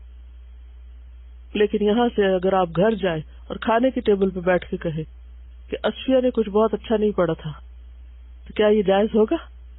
ہرگز بھی نہیں. اور پھر مقابلہ شروع کر دے کہ اس کے مقابلے میں فلاں کا زیادہ اچھا تھا، اس کی بھی ضرورت نہیں ہے. ٹھیک ہے نا. ایسی گفتگو عموماً حسد کی بنا پر ہوتی ہے. جب ہمیں کسی کی خوبی یا اس کا مؤثر ہونا اچھا نہ لگے تو ہر تبصرے کا کوئی مقصد ہونا چاہیے. مقصد ہونا چاہیے. صرف اپنے دل کے جذبات کی عکاسی ہی نہیں ہر وقت. یعنی اس طرح کی باتیں کر کے اہل مکہ کیا کر رہے تھے؟ دراصل کنفیوژن پھیلا رہے تھے پورے مکہ میں، تاکہ لوگ آپ کے بارے میں غلط فہمی میں پڑھ کے آپ کی بات قبول نہ کرے. ایسی باتیں حق سے روکنے والی بن جاتی ہیں. بہت سے لوگ ایسی باتوں سے حق سے رک جاتے. بہت سے لوگوں میں تحقیقی مزاج نہیں ہوتا. تحقیقی مزاج کیا؟ کہ خود جا کر کسی کی بات سن کے اس کے اچھے برے کا خود جائزہ لے اور اپنی عقل سے کام لے کر کسی کے بارے میں اوپینین قائم کرے. میجورٹی کیا کرتی ہے؟ سنی سنائی پر اوپینین قائم کر لیتی ہے. اچھا فلاں نے کہا، ہاں ٹھیک ہی کہا ہوگا، اور پھر اس بات کو دل میں بٹھا لیا اور اس سے جو خیر ملنے والی ہے تو اس سے محروم ہو گئے. اچھا، حسد کی آگ ٹھنڈی کرنے کے لیے عموماً مذاق اڑانے کا سہارا لیا جاتا ہے کہ وہ بات یا دل کا غبار یا غصہ اگر ہم کسی وجہ سے سنجیدگی سے نہ نکال سکیں تو پھر مذاق کی شکل میں نکلتا ہے. ٹونٹ کیا جاتا ہے، باتیں سنائی جاتی ہیں، پھپتیاں کسی جاتی ہیں. عموماً حسد کسی کی نعمت پر ہوتا ہے نا، اور کسی کو خیر کا ملنا کیا ہے؟ دراصل اس کے لیے آزمائش ہے. تو ہم کس پہ پھسل رہے ہیں اور کس بات پہ اس سے حسد کر رہے ہیں؟ اگر یہ بات ذہن میں بیٹھ جائے کہ کسی کو بھی ملنے والی نعمت اس کے لیے امتحان ہے تو حسد خود ہی ختم ہو جائے. بات یہ کہ ہماری جو سوچیں ہوتی ہے نا وہ لازماً ہمارے اخلاق پر، ہماری گفتگو میں، ہمارے ایکشنز میں، ہمارے اشاروں تک میں جھلکتی. بعض اوقات ہم ہاتھوں سے جو اشارے کر رہے ہوتے ہیں نا ان سے بھی پھوٹ رہا ہوتا ہے وہ جو ہمارے اندر ہوتا ہے. تو اذا رآک الذین کفروا، دیکھتے ہی پھٹ پڑتے ہیں اور پھر وہ گفتگو میں نظر آنے لگتا ہے. یعنی ایٹیٹیوڈ میں بھی وہ جھلک رہا ہوتا ہے. وَلَقَدْ آتَيْنَا مُوسَى وَهَارُونَ الْفُرْقَانَ وَضِيَاءً وَذِكْرًا لِلْمُتَّقِينَ. And we had already given Musa and Harun alayhim as-salam the criterion and a light and a reminder for the righteous. جب میں نے یہ آیت پڑھی تو مجھے کیونکہ بھی سورۃ طٰہٰ بھی پڑھی تھی تو اس میں حضرت موسیٰ اور ہارون اکٹھے کام کر رہے ہیں اور حضرت موسیٰ کو پہلے وحی ملی، پھر انہوں نے کہا کہ ہارون علیہ السلام سے میری مدد کیجیے. تو مجھے خیال آ رہا تھا کہ ان دونوں میں کیونکہ اکٹھے کام کرے تو حسد کیوں نہیں آئی؟ کیونکہ کبھی بھی اگر لوگ اکٹھے کام کریں تو ہمیشہ حسد بیچ میں آ جاتی. یہ فیل ہو کہ اچھا یہ مجھ سے زیادہ کام کر رہا ہے یا میرا نام اتنا نہیں آ رہا، لائک یو فیل حسد. ٹیم ورک کے خلاف جاتی ہے بات. تو یہاں پر وذکر للمتقین، تو اگر تقویٰ ہوگا تبھی حسد سے بچا جا سکتا. فرقان ضیاء وذکر للمتقین.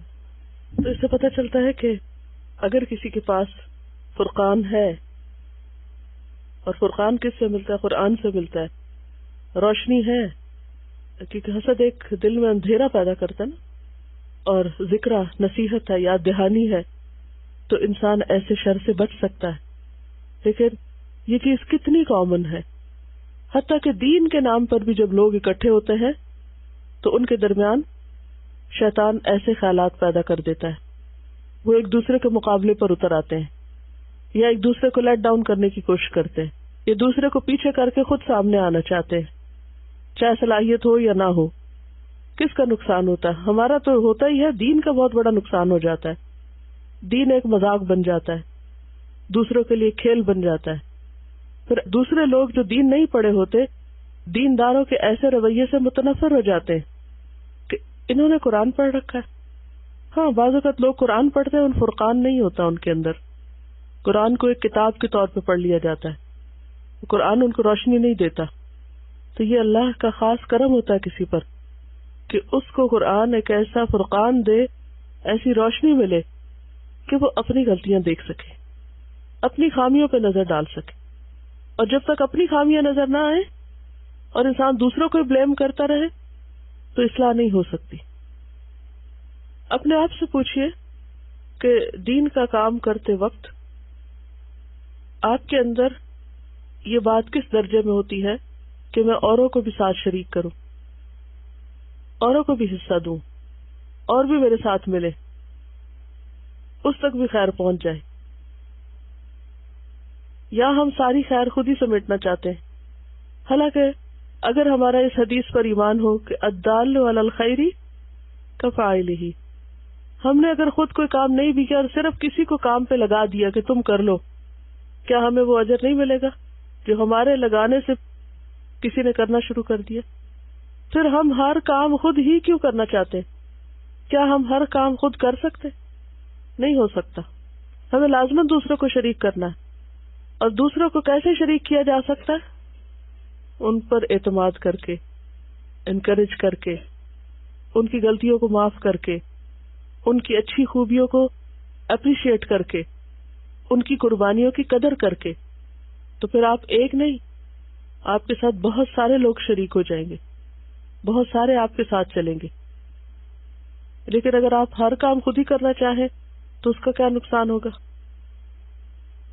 جب تھکاوٹ اور اکتاہٹ ہونے لگتی ہے پھر ہم بولنا شروع کر دیتے، اور بول کے کیے کرائے پہ سب پانی، سب صفائی.